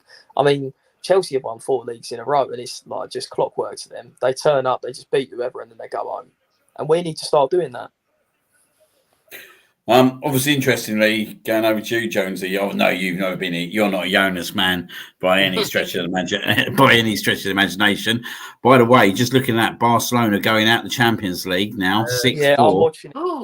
That is a massive, massive result. And do you know what? I look at that other side of that Champions League draw, and whoever gets out of this side will win the Champions League final. I know it's easier than done because you've got a Man City and Real Madrid there, but you even look at Arsenal and Bayern Munich, you sit there and think if one of them guys got to the final, they should win the Champions League as well. I said it as soon as George May, it's one of us four from our side of the draw. Yeah. I don't particularly rate that PSG whatsoever. Not what I've seen this year. And I think that's an absolute massive result tonight. Obviously, Barcelona have been let down by a red card at 1-0 up. But yeah, it looks like a Dortmund versus PSG semi-final. To repeat the group stages. Yeah, interesting. Right, yeah, go back over to you, Jonesy, sorry. Also, well done to Portsmouth, Stefan. They've been promoted. Back to the championship after 7 years. Yeah, well done. Jonas, yes, get it right next year, don't you, Jonesy? Yeah, winning the Conti Cup has brought him another year in my eyes. You know, he's got next year. Hopefully, we qualify for the proper stages of the Champions League this year, and we can celebrate. I'm still bitter about getting the Champions League patch on my my shoulder of my shirt and never having to wear it. Schoolboy era. Never do that again. But yeah, no, he's got to get it right. I agree with Charlie. He's got a good squad, but he just doesn't play these players. We've been calling for it all year. Blackstenius and Russo start together, and he does it against Bristol City. It's a little bit too late, do you know what I mean? But for me, next year, I would go with Russo and Miedemar up front. With two players. And I'm sure Miedemar will get Russo goals. She'll play her in. Her assist rate is crazy as well. And Blackstenius, for me, I know it's a tough one. Will she sit on the bench and be a backup? Depends. Or do we need someone else with a bit more quality? So then if one of these players do get an injury, we've got someone who can, can put the chances away. I mean, she misses a lot. I do agree. But she's a likable player. She's quite popular in the fan base. I know someone to that side of me is very fond of her. So, but yeah, it'd be interesting next season with Bulldog face gone. Fucking yes. I can't wait to see what happens. I think Chelsea, I don't think they'll start off straight away because it's going to be a big change. She's been at the club a while. She's got that winning mentality. So whoever they do bring in, I don't know. We've seen it with Chelsea before. They have to hit the ground running, I think. Where there's such a winning mentality, I don't think they'll settle for a slow start, but that's Chelsea for you. Yeah, in my kind of opinion, just to kind of wrap it up a little bit, like I'm going to get into this Blackstenius kind of debate. I kind of do agree that I think she's a good squad player. Do you know what I mean? I think she's a really, really good squad player. I think she's someone that can get goals if and when needed. I think she's a good option to come off the bench. But I do kind of agree with Charlie in terms of moving forwards. Like really, you want to be looking at Russo and Fiv as being the go-to players to obviously spearhead a title charge. And I totally do agree with you, Jonesy. Next year, Jonas has to get it right. We shouldn't be losing to the likes of Spurs and West Ham away. It's good. Well, it's not good to see. It's not good to see whatsoever. It's good to see that it's becoming a little bit more competitive in terms of like these results happening. But at the same time, it's not acceptable that we're losing them games. And when I even think about the season 4, right, like the Birmingham game, that was a stinker, weren't it? We've had that in our locker, haven't we? That we just seem to go and lose the absolute shocking games. And we've shown what we can do against the big teams at home, especially at home, where we've gone and battered Man United, we battered Chelsea. So we can do it. We've gone and beat Man City as well, haven't we, in games? So we can do it, but it's the consistency. And I still think that potentially to get the best, he does need them fully fit. So that's the grace I will give him, because they have had 4 players coming back from ACLs, which is absolute massive in anyone's team. But also he needs to get that midfield right, and he needs to get it tactically right. And if you get the midfield tactically right, then everything else should come with it. So, yeah. But 5-0, good result. We move ahead to Sunday. Leicester at home. That is at the Emirates. You are attending that, aren't you, G? I am. Yeah, they said as well earlier on. There's currently 40,000 sold, which I don't think it's not gonna get to a sellout. Like, it's not that kind of caliber of game. But this was a bonus fixture that had been added to the 5 they'd already confirmed to hold because of obviously the Champions League games didn't go ahead. So 40,000 is still incredible. I mean, but we talk about women's crowds. So yeah, really looking forward to Sunday, and again, just hope we can get the job done and have a good old day out. And Ryan, are you going to are you streaming that game? You're mute, mate, by the way. No, yeah, but I'll be here streaming. Don't worry, I'll be here doing my bit. But yeah, Good man, good man. Yep. So yeah, you have a good day, Jay. Out on Sunday. Yeah, and hopefully the people that have got the tickets do turn up to the games. Because I know we had a bit of a discussion about that before, didn't we? So hopefully we'll sell a few more tickets. But like you said, still sell 40,000 tickets for a game between Arsenal and Leicester, which should be a gimme, really. I watched them, our second half performance against them early on in the season. They were an absolute joke, weren't they, Leicester? Yeah, it should be a relatively comfortable game, you'd like to think. But yeah, just good for a day out, isn't it? In terms of taking children, all that to go and watch, obviously, the Arsenal women as well. So hopefully we sell a few more tickets. And yeah, even if we get to like 42 to 45,000, that'd be a great achievement. Absolutely. Right. So we're going to go ahead now and the big elephant in the room, which is tomorrow night, which is obviously, I think, what everyone is nervous about at the moment. Obviously, we've just kind of discussed what's going on over in the other side of the draw with the Champions League. But obviously, tomorrow night is an absolute massive night for all four clubs on this side of the draw. There's no gimmies at the moment. You've got Real Madrid at Manchester City tomorrow night, which is sitting at 3-3. Like, incredible quarterfinal. Absolutely gutted, to be honest, you guys, that I can't get to watch that game because we are talking about the two best teams in their world allegedly at the moment, and we've been absolutely whacked on the same fixture list with them. So I am a bit gutted about that, but it is what it is. So just going to kind of discuss that before we go into the Arsenal game, just to kind of get your thoughts on that, because obviously whoever wins that game, potentially we're playing them in the semi-final. I'm going to go over to you first, Jonesy, on this one. What do you expect from that game tomorrow night? Do you expect Man City to win that comfortably, or do you think there could be an upset? Well, it can't be an upset. It's the great Real Madrid. But do you think Real Madrid can go to Man City and win? Yeah, I think they can. I think in the first game, I watched back the highlights, and they caused them some issues. Vinicius was pretty much, running things down on that left-hand side there, and Bellingham didn't have his greatest game in a Real Madrid shirt that we've seen so far. But I know, you know what, I called it before the tie happens. I said City won't get through the tie. I still stand by that. I'm just like you. I want to watch both games. I might have to set up another telly next to me so I can try and keep an eye on both. But yeah, it's a shame that they're both on. But I see City struggling tomorrow night, to be fair. Real Madrid have got this thing against City and Pep, haven't they? They seem to somehow got his number, and with it being Ancelotti as well, he knows how to grind out a result. We've seen him do it before, but it'd be interesting. So, yeah, I look forward to facing Real Madrid in the next round. So you're going to go for a Real Madrid win. I'm going to ask you guys what you're going to go for. So I'm going to go to you next, Charlie, the man of reason, the man of realism, I'd say. What are you going for tomorrow night, mate? I think City beat them. Home advantage. Got what they needed in the away leg. I mean, I actually would rather play Real Madrid over 2 legs, but I think if we get through, we're going to be playing Man City over 2 legs. I think if Real Madrid were to score first, it could be interesting. But I think if City were to score first, I think that would be game over. I think home advantage. I mean, they don't lose, do they? At home, no. Right? They just don't lose. They don't play Real Madrid every week, do they? Yeah, but Real Madrid. Let's be real. Real Madrid. I've watched Real Madrid a few times this season in the Champions League, even against Leipzig, and they got away with murder against Leipzig. And Leipzig are not very good. Man City. If Man City are on it, they will dismantle Real Madrid. No, do you know what? I'm totally with you tomorrow night, Charlie. Sorry, Jonesy.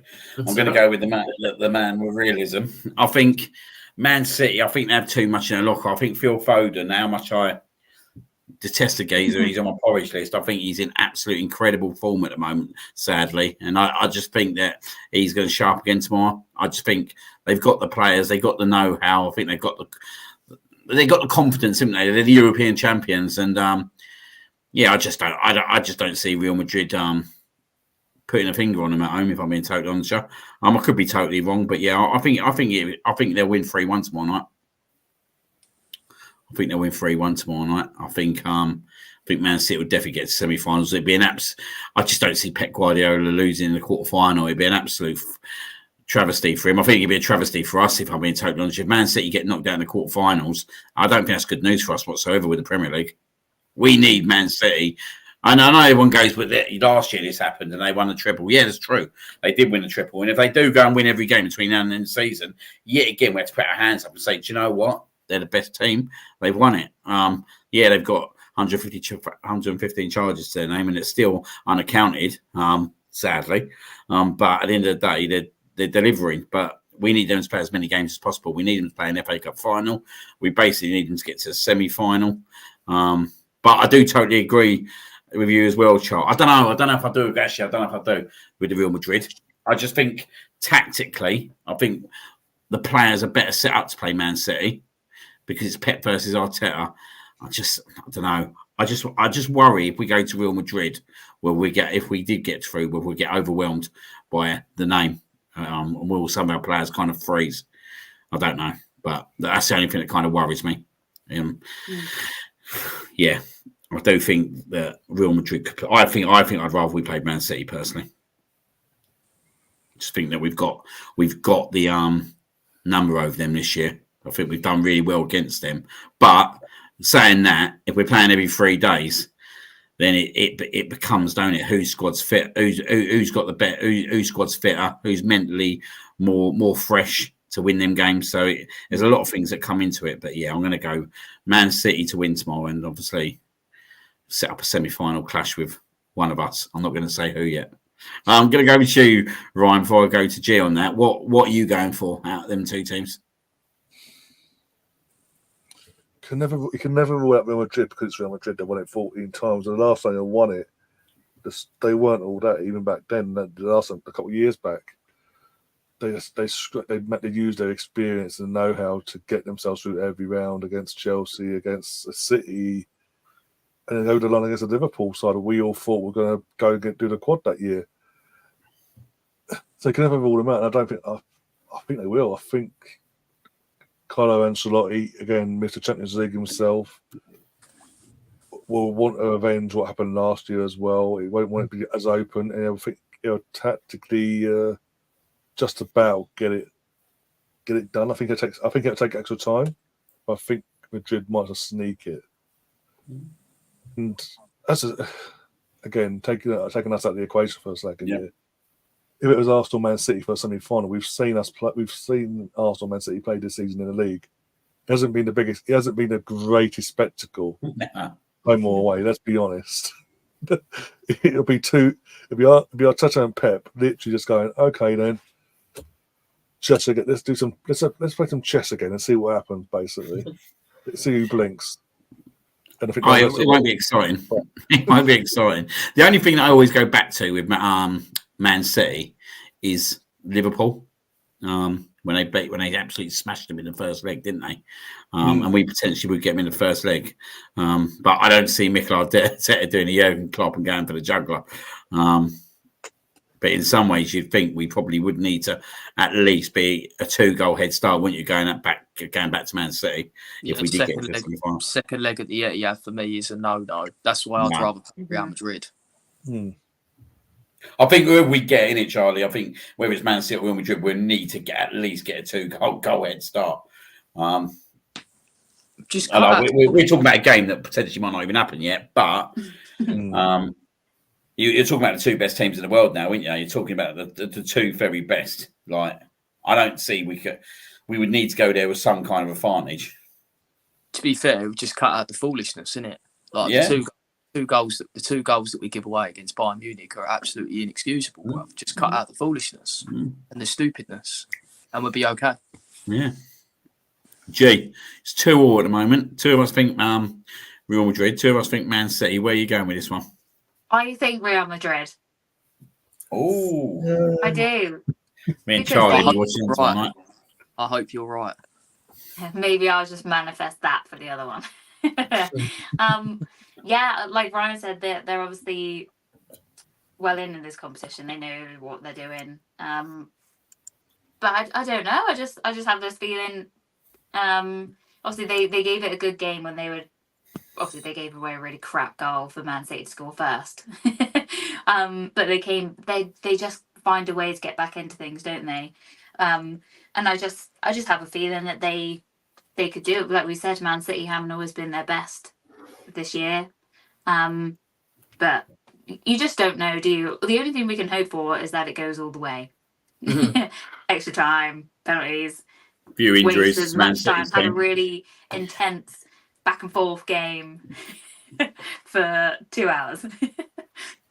But yeah, I'll make the decider of Real Madrid. So there we have it. Obviously, there's three of us three of you, should I say, not us. Three of you that are going for the Real Madrid win. There's two of us going for a Man City win. So that's that game out of the way. Now we're going to go into the big one for us. Obviously, Bayern Munich. Obviously coming off a 2-2 draw last week. Where I think Charlie just put it quite clearly correct there, that cut out the foolish mistakes, and we could have a chance tomorrow night. But to do that, we do need to be pretty perfect tomorrow night in terms of our defensive performance. From my own perspective, and I'm going to go with you, Ryan, first on this one. From my own perspective, I think we're better set up away from home. Yeah. First and foremost, I think there seems to be less pressure us away from home, and probably less anxiety as well inside the stadium. And I think our away support is pretty incredible at the moment as well, and I'm sure that'll be exactly the same tomorrow night. And well done to everyone who's out there at the moment, and hopefully you guys get the result that you deserve. But what are you thinking for tomorrow night? Are you confident we can go there and do a job? And what do we need to do to go and do a job over there? Well, what we need to go and do is Arteta needs to actually go back to basics in terms of what was working before Villa, in terms of starting 11. No messing about. Obviously, we know this one's going to be in goal. He's going to be in goal. I'm not a fan of him, but he'll be in goal. Ben White, Saliba, Gabriel. Because it's Champions League, Zinchenko, because we need that Champions League experience in our squad. I think that's shown in the second half last week. The more experience we brought on, the better we looked and got more control of the game in that second half as it went on. So Zinchenko, and in midfield, I'd have Jorginho, Rice, Odegaard, Saka, Jesus down the left-hand side, and Havertz up top. I think I totally agree with that lineup, if I'm being totally honest with you tomorrow. I think I do agree with it. I think Jesus has to play because of his Champions League experience. I think Martinelli, last half hour, 40 minutes game, could absolutely rip the shit out of him against the tiring defence as well. And I just think the more experience we, and I actually, it's an hard one. It's an hard one with Zinchenko. I think you guys know that I'm not the greatest fan whatsoever. Absolutely not. But I just think because of the Champions League experience, that's what we need. I think if Tomiyasu had played more minutes, then I would have gone Tomiyasu. I don't think Kivor is the answer for this game whatsoever. I don't think he is, if I'm being honest. If we keep Leroy Sané quiet tomorrow night, I think we've got an incredible chance. I think we're very fortunate that Gnabry and Coleman are both out, and Davies is out as well. So we're not going to get a better chance in terms of going there and having three of their big players out already. And Harry Kane would only feed off what he's provided at the end of the day. Everyone going that they're really worried about Harry Kane. I'm not really worried about Harry Kane, to be honest with you, whatsoever. Go and watch what we did last year at Tottenham. Harry Kane had no impact in that game, and it's because we didn't allow him to have impact. So if we stop them from playing, we stop Harry Kane from playing. And just stop making the stupid mistakes. Do you know what I mean? Stop giving Harry Kane a penalty. Because when you look at his goal-scoring record against Arsenal, it's all penalties. It's literally rough, all penalties. You know what I mean? So there's the first thing that you've got to make sure you're not going to do, because you know Harry Kane is going to score that penalty 100% without a shadow of doubt. The only time he's ever going to miss is when we're in a World Cup quarter-final for England, when we want him to score. The only other time he's going to miss, is to fucking put us down. But I think tomorrow night it's all about keeping players like Sané quiet And I think we're set up better away from home and at home. I think there is a good chance tomorrow night for me, and I'm going to go over to you, Jonesy, on this one. For me, we just need to go there, right, and remember what we've done at Manchester City this year, what we've done at Liverpool. And I'm going to be quite frankly honest here, right? I think both them clubs are bigger and better than Bayern Munich at the moment. Yeah, I would agree. We face better opposition. It can be done tomorrow. You would say it, he was sitting in and think it's all doom and gloom, whatever, after the weekend. But tomorrow's another game, and that's what you want as a player. You want to get the old game out your system into a new one. Zinchenko, yeah, even though I've slated him, he probably does start for me tomorrow.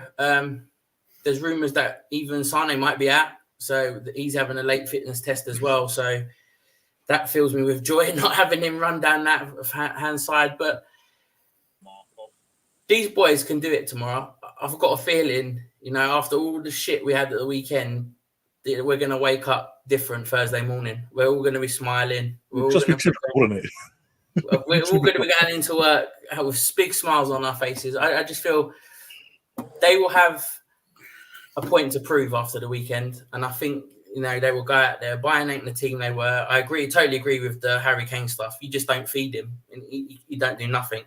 But you just got the silly mistakes of, we've got to be perfect. We've literally got to be perfect. No mistakes, no penalties. And I've called a 3-1. So that's what I've said in all my other group chats. I've called a 3-1. But it'd be interesting to see if this gets clipped and I look like an idiot Thursday morning. But hey-ho, we live and die by the sword, don't we? Yeah, we definitely do. Going over to you, Charlie. What are you thinking, mate, in terms of tomorrow? Confident? Could the Aston Villa game be a blessing? Can it be a blessing? Well, it can be a blessing, can't it, surely? I mean, show us what not to go to. Like, get Havertz back up front, get Jesus potentially maybe on the left. I don't know whether you would rather start Martinelli there, but yeah, we'll talk about that as well. I mean, yeah, I'd rather Martinelli start every game personally, but no, I think Jesus has to play on the left. Havertz back up top. I mean, the thing is though, yeah, if Partey's fit, like 100% fit to play this game, I would actually play him instead of Jorginho because we need someone that can progress the ball. This is going to be the kind of game where we're going to need someone to progress the ball, bruv. Especially with that midfield plan I've got. Mate, I wouldn't be playing Zinchenko in this game, bruv. No way, bruv. Not against Sane. We get ripped apart, bruv. I'd put Tomiyasu out there. Personally, I'd put Tomiyasu out there to try and deal with Sane. You lock Sane out, then you've eliminated their main threat. Because like you said, Harry Kane's feeding off scraps otherwise. Yeah. Or penalties that we give him for absolute foolishness. So I don't know, man. Like, I think he'll play Trossard. I think he'll I don't think he will. I think he'll want to keep weapons on the bench tomorrow night. I think Trossard and Martinelli will be the weapons off the bench. Just in case. See, I think Trossard starts left wing. Do you? I don't know. I see Jesus against Brighton. I'm not saying he's brilliant, but he won us a penalty. I watched him against Seville this year. It was probably his best performance for Arsenal this season, away at Seville. And I thought he was brilliant. But for me, he can't play out front for us when you've got Havertz playing there. I think you have to start Jesus tomorrow night. I've got a feeling Jesus won't start. I've got a feeling Trossard will play left wing and Jesus will be on the bench. I'll be surprised, but I'm not saying I'll be disappointed because Trossard's a good. I think I would be a little bit disappointed. I know it's harsh, but I just think that later in the game, and we need a goal, then I think Trossard's a better person to turn to. He's got 3 options though, isn't he? He's got 3 options there. He has. He has got options. I mean, if it was me, I would go Raya, White, Gabriel Saliba, Tomiyasu, Partey, Rice, Odegaard, and then see, this is the problem because Saka's fucking injured, bro. He's gonna start this game tomorrow, but he's fucking injured. Yes, start tomorrow night. He's gonna start, isn't he? You know he's gonna start. So it'll be Saka, Havertz, and then I think he'll go Trossard. But if it was me, I'd put Jesus on the left. Yeah. Do you know what? If for me, I want Partey to play. I want Partey to play football. So for me, it's the biggest game of the season. We can't afford to lose this game. He needs to play. If he's fit, then he can play. Whether he plays is another. I'm not confident that he does play, but for me, for us to have a great chance, I think if we can get Partey in it, I think we need as much experience in that team tomorrow night to handle the handle the atmosphere and the situation over there. I think we can get past the first 15, 20 minutes without conceding. I think we got an unbelievable chance of doing something out there because I think later in the game, and I think you even see it a little bit, didn't you, in this game? Like we caught him out with Trossard late in the game, and then Saka could have easily been 3-2. Another ref would have given it, and if the ref had given it, VAR wouldn't have overruled it anyway. It was just the ref on the night did not give it. So there's going to be opportunities out there, but we've got to be ruthless tomorrow night. That's the difference. Have to take them. I think Havertz is so important tomorrow night, if I'm being totally honest. I think that we look at Havertz as a player and his experience in the Champions League. He's key tomorrow night. He's absolute key. And we need it. If he gets chances, we need him to take them tomorrow night. But his experience in these kind of games and later on in the Champions League kind of stages is why he's at this club, and it's why he plays in the team. So I want something big from him tomorrow night, if I'm being totally honest. He's someone I'm looking at to do something tomorrow night. So I'm going to go over to you, G. What are you expecting, and what's your kind of thought process?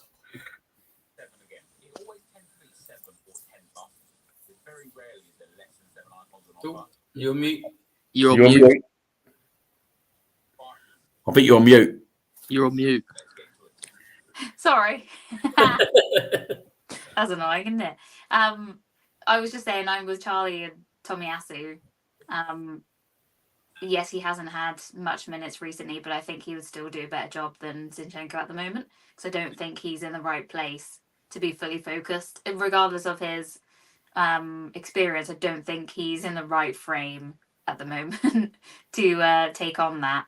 But yeah, it's pretty much. I would go with Jesus on the left, and have like Martinelli and Trossard to come on and do something. Run at them with, like you said, 30 minutes. Even make subs a little bit sooner. Give them a chance to settle in and really go for it. Because they're going to try and attack the players and take them on and run them ragged. So do it. The worst thing we could do is just keep it safe for too long, and then at 75, 80 minutes think they're going to bring them on and then do something.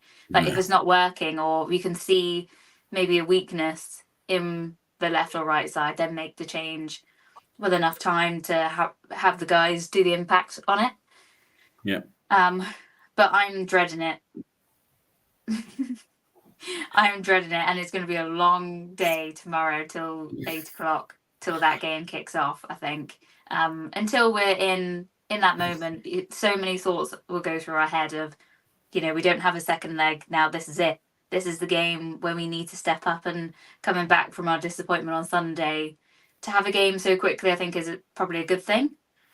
And like you said, being away from home is probably the better option at the moment, because on Sunday, I don't know if it was different there, but through the TV, it felt like it was building up the tension and worry of it. So maybe if they don't get rattled by the home crowd in the Allianz Arena, then they can sort of step up and take it on board. But I don't know. I think maybe it'll be the midfield. I think. I don't know if Partey's going to be chucked straight in. I don't really see it. Not that I wouldn't want it, but I don't see it for me. But who It's knows? an interesting one, isn't it? I think the substitution of Jorginho on Sunday, it's kind of thrown me a bit. Does he play for him not to bring on Partey Sunday in that last 20 minutes? Then said to me, is he putting all his eggs in Partey's basket for Wednesday night? And he didn't want to risk him getting injured or nothing. Now, if he starts tomorrow night, then I kind of get why. I still think I don't excuse that he didn't come on because we're in the Premier League race. But if he starts tomorrow night, I start to understand his mindset a bit, why he did it and why he didn't want him in that game whatsoever. If he doesn't play tomorrow night, then I'm questioning it even more. Why didn't Partey come on against Aston Villa? So I think there's nothing more than I'd love tomorrow night, if I'm being honest with you, Charlie, if Partey's in that starting lineup. I think, as I said to you before, he finishes his season as an Arsenal player, in my opinion, but he's our big go-to player. He's got loads of Champions League experience. He's the best player in that role in terms of what we need to do, in terms of kind of the transitional play. And if we're going to go and beat Bayern Munich, we need him in that team for me. I think it's a big factor, mate. I honestly think it's a big factor. More Partey plays, I'm more confident. Yeah, I think it's big, but I think he'll go with Jorginho personally. Oh yeah, so that's what I think will happen. But if he does go Partey tomorrow night, I think I'll get more confident, and it's just because I know what he can offer us, and we're just crying out to see, aren't we, the Odegaard Partey Rice midfield combination. Mm-hmm. Yeah. Does anybody think it goes all the way? Extra time penalties? No, I don't. Do you? I don't. I think maybe extra time, possibly, but I don't think it will go fully. I think it'd be No, I think 90 minutes. He'd be done either way. If we lose, I think we'll lose 2-0, something like that. I think if we lose, I think it'd be that. But if we win, I think we go out there. And I think it'll be if someone said 3-1, didn't they? 2-3-1. I think we'll go out there, and I think if we win, I think we hit them early on. We score early on and gain a lot of confidence. And there's no reason why we can't score. We're a totally different team now. Like back in the days, we go to Bayern Munich and we get absolutely thumped, wouldn't we? And I'll sit there and go, we're not even going to score out there. We're not going to score already. But I look at this team, and I know that we didn't score on Sunday, but I look at this team away from home, and I'm always more confident of us playing away from home. And I think Sunday, just going back to one of G's comments, I think there's a lot of history in terms of us blowing it, us bottling it. I think there's a lot of anxiety. Talking for myself, I had loads of anxiety watching that game on Sunday. And if I had the anxiety, I'm sure loads of other fans had the anxiety. And that does then play a part in terms of the atmosphere. And I think people get more and more anxious than the atmosphere goes. And then it becomes really nerve-wracking. Then it feeds off on the players and all that. And I think it's something as a club and as a fan base that we've got to try and work out how we can try and change that moving forwards. Finishing your chances would be the first thing. Do you know what I mean? Yeah. But I do think there's a history there, and it's becoming a history because it's becoming a common theme. So for me, I'm glad that it's away from home second leg. I think we're more likely to express ourselves. Mm-hmm. And I think I'm glad. I know it sounds stupid. We'd always rather want a semi-final second leg at home, but I'm not even that worried. If we can get the result at home first leg, I actually think it works in our favour a bit because we have got the defensive unit, haven't we? We have got the defensive unit and the midfielders when they're fit to set up to go away from home now. And yet again, if you said to me 5 years ago, look, we're going to go away, we're 2-0 up in the first leg, I think we're going to lose 3-4-0. But if we go and beat Real Madrid or Man City 2-0 at the Emirates, I'm quite confident that we can go there and defend that lead. Yeah. So it's a massive game tomorrow. It's literally crossroads tomorrow. It's crossroads. We either go forward, or we're probably looking at last season all over again. Yeah, I think if we lose, we fold. That's it. Done. Yeah. I think it will just their heads will just go then, won't it? And then Wolves becomes a Nottingham Forest game of last year, doesn't it? Where it becomes like everyone's just deflated, and then we probably go and lose there 1-0. It's just dead, isn't it? Even the North London Derby, you're looking at the North London Derby, and you're like, I don't even care if I lose that now because I've lost the title anyway. Yeah, so it's like Yeah. It's a massive game tomorrow. It's a massive, massive game. So going to go for kind of score predictions. Jonesy, going to hit you first on this one. Yeah, I'm going for 3-1. Early goals. Are you confident? Yeah, I am. We've done it against them at home. Hit them early. Ben White could have scored another one. Then we make the fucking stupid mistakes and let them back in. But, it proved that we can do it. And that's when they had, Gnabry and they had Coman and they had Sane. They could potentially be without them and Davies tomorrow. So if there's a chance to beat Bayern, it's fucking tomorrow. With the players they've got out and us pretty much full strength other than Timber, we should be winning this tomorrow. I know people, Charlie down there, look at the smile on his face. We should be winning that tomorrow. We should. Eric Dyer, Charlie. Eric fucking. And I'm going to swear, Eric forget. fucking Dyer. Mate, he's going to have the game of his life. I don't think he's got the capability of having the game of his life. So yeah, you're going to go 3-1. G. I'm going to go 2-1. And it's 1-1 after 90 minutes. Oh, that'd be some evening, wouldn't it? Yeah. My heart won't take it. I want to be confident and be like, actually, in the bigger picture, looking back to last week, if we didn't make those stupid mistakes and give a cheap penalty away, we could have, and like Josie said, if Ben White scores that, or if it falls to anyone else, they're going to score that in that moment. Then yeah, but then it's like you said, it's the history and that feeling of all the hope, and it just doesn't happen. So until it kicks off, well, probably until the final whistle goes, I'll be a wreck. But I'll go with 2-1 win in the end, and it'll be like a Declan Rice winner. Oh, that would be very nice. that would shut a few people up as well, won't it? Oh yeah, he was getting nuts and just slide across the floor. Especially that fat ginger troll. Is it, mate? I think I muted him. And Charlie, what are you going for? I'm going for 1-1 and Arsenal to win on penalties. Fucking hell! I'll be dead. You'll be coming to my funeral. Fucking hell! No. I think we're gonna stink the gaff out. I think we're gonna go there and we're gonna. I think we're gonna go there and I think we're gonna do similar to what we did against Man City, especially first 20 minutes. Just stink the gaff out. Mate, do you know what? I want the biggest shithousery tomorrow night anyway. Like, just going. Firstly, it's the Germans. Secondly, it's Harry Kane and Eric Dyer. Thirdly, you got every Tottenham fan literally wanting them two to succeed tomorrow night. We need to go there and absolutely stink the place out. Yeah, right. Literally. Do you know what? I would love nothing more, yeah, right, than us defend a fucking 89 minutes and go and knock a 90th minute goal in. Yeah. 100%. But yeah, Gary's gone 2-1. Arsenal. Do you know what? Right, I'm going to be totally honest with you. Coming in today, I was 50-50, and I kept thinking, I reckon we're just going to lose it painfully tomorrow night.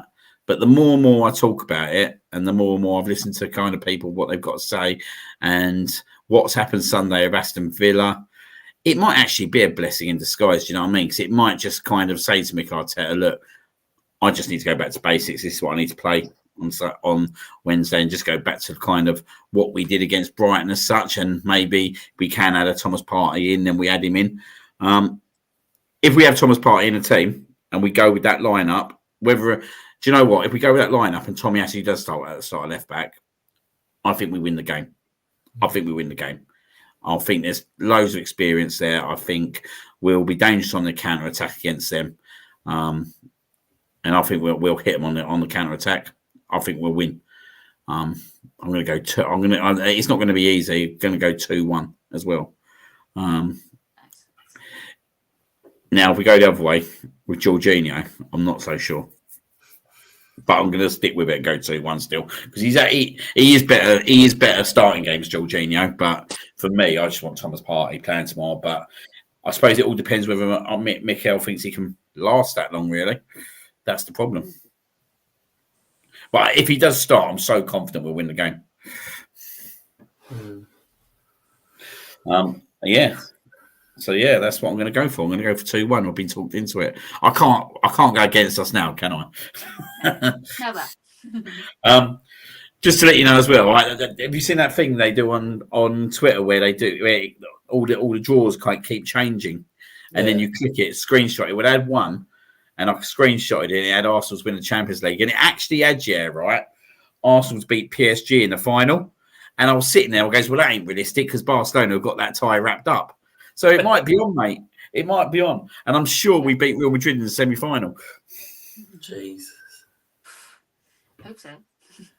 So it might. You never know. It might be on. It might be on. Yeah, and that's pretty much it. Obviously, we're not going to really look into Tuesday because it's too far ahead. Obviously, we do have Chelsea on a Tuesday night, and obviously we've got Wolves on Saturday. I'm not going to look into them two games whatsoever because I just think that so much could happen tomorrow night, which could kind of change everything. That I think it'd be very hard for us to kind of predict anything. But obviously, we have got shows going on Thursday night just to kind of have a bit of a discussion around that before I leave. So obviously, I know Johnny Goon has got his own show Thursday night, so he's obviously going to go live with that. So we will have the fallout of the Bayern Munich game, and he will look ahead to Chelsea and Wolves, so that'll be covered on his show. Also on Thursday night, it's a breaking exclusive. The North Bank Summit show will be coming back for one show. It's been kind of kept quiet, this one, where me and Jonesy will be interviewing a former Arsenal youth player back in the 80s, who's kindly offered to come on the show. Not going to say the name yet because I'm going to promote it out in the next 15-20 minutes. That will be 9 o'clock on Thursday night.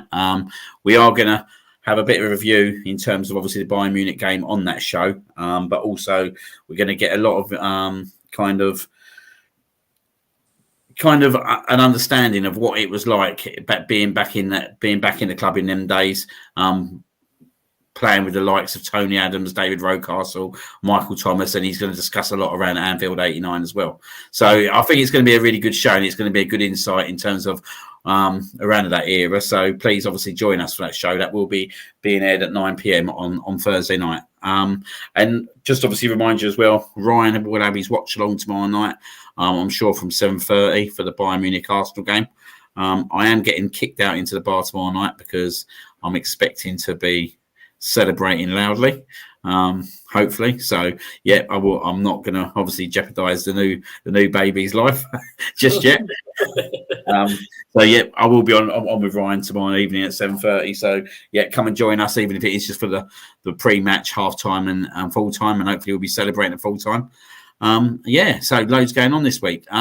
Just going to go over to you, Jonesy. I know you haven't got a wrestling show this week, but you'll be back next week. That's correct? Yeah, it's correct. No show this week. Just feeling a bit burnt out after WrestleMania, the long watch-alongs and that. And but we'll be back. The WWE draft is coming up soon for all you wrestling fans. It's quite an exciting time, all the movers and that. So yeah, we'll be back next week. Full lineup, ready to go again. I'm not going to lie, though. I think WrestleMania has totally burnt me out. It was a long old watch, definitely. It was a long old watch. Thank you very much, G. Just obviously say next week, we're looking at Wednesday potentially. Yeah, Wednesday sounds good to me. Yep. And lots to catch up of from Sunday, hopefully. Yep. A good day at the Emirates, lots of pictures and bits and bobs. So yeah, should be a good one. Yeah, definitely. I think there'll be quite a lot to discuss at that point. In terms of obviously the week, we will review back in terms of Wolves, Chelsea, and the Leicester home game, and it'd be good to hear how the atmosphere was there for that game. And obviously, thank you very much, Charlie, for coming on, mate. Good to get you on again. Hopefully, be able to get you on again more before the end of the season. Thank you for having me. It's a pleasure as always. Yeah, I'll try and get on when I can, to be fair. So, yeah. Yeah, but definitely, let's look forward to tomorrow night, and yeah, hopefully we can get 3 points. Yeah. Exactly. And obviously, thank you to everyone else who's obviously participated in the show. I know Ryan had to drop off near the end, unfortunately. But obviously, thank you to everyone who's been in the show, who's obviously provided all your comments throughout. And yeah, please come and join us again, obviously, next week. So yeah, we go into tomorrow night, biggest game of the season so far. We're going to make it, surely. We're the Arsenal. Good night.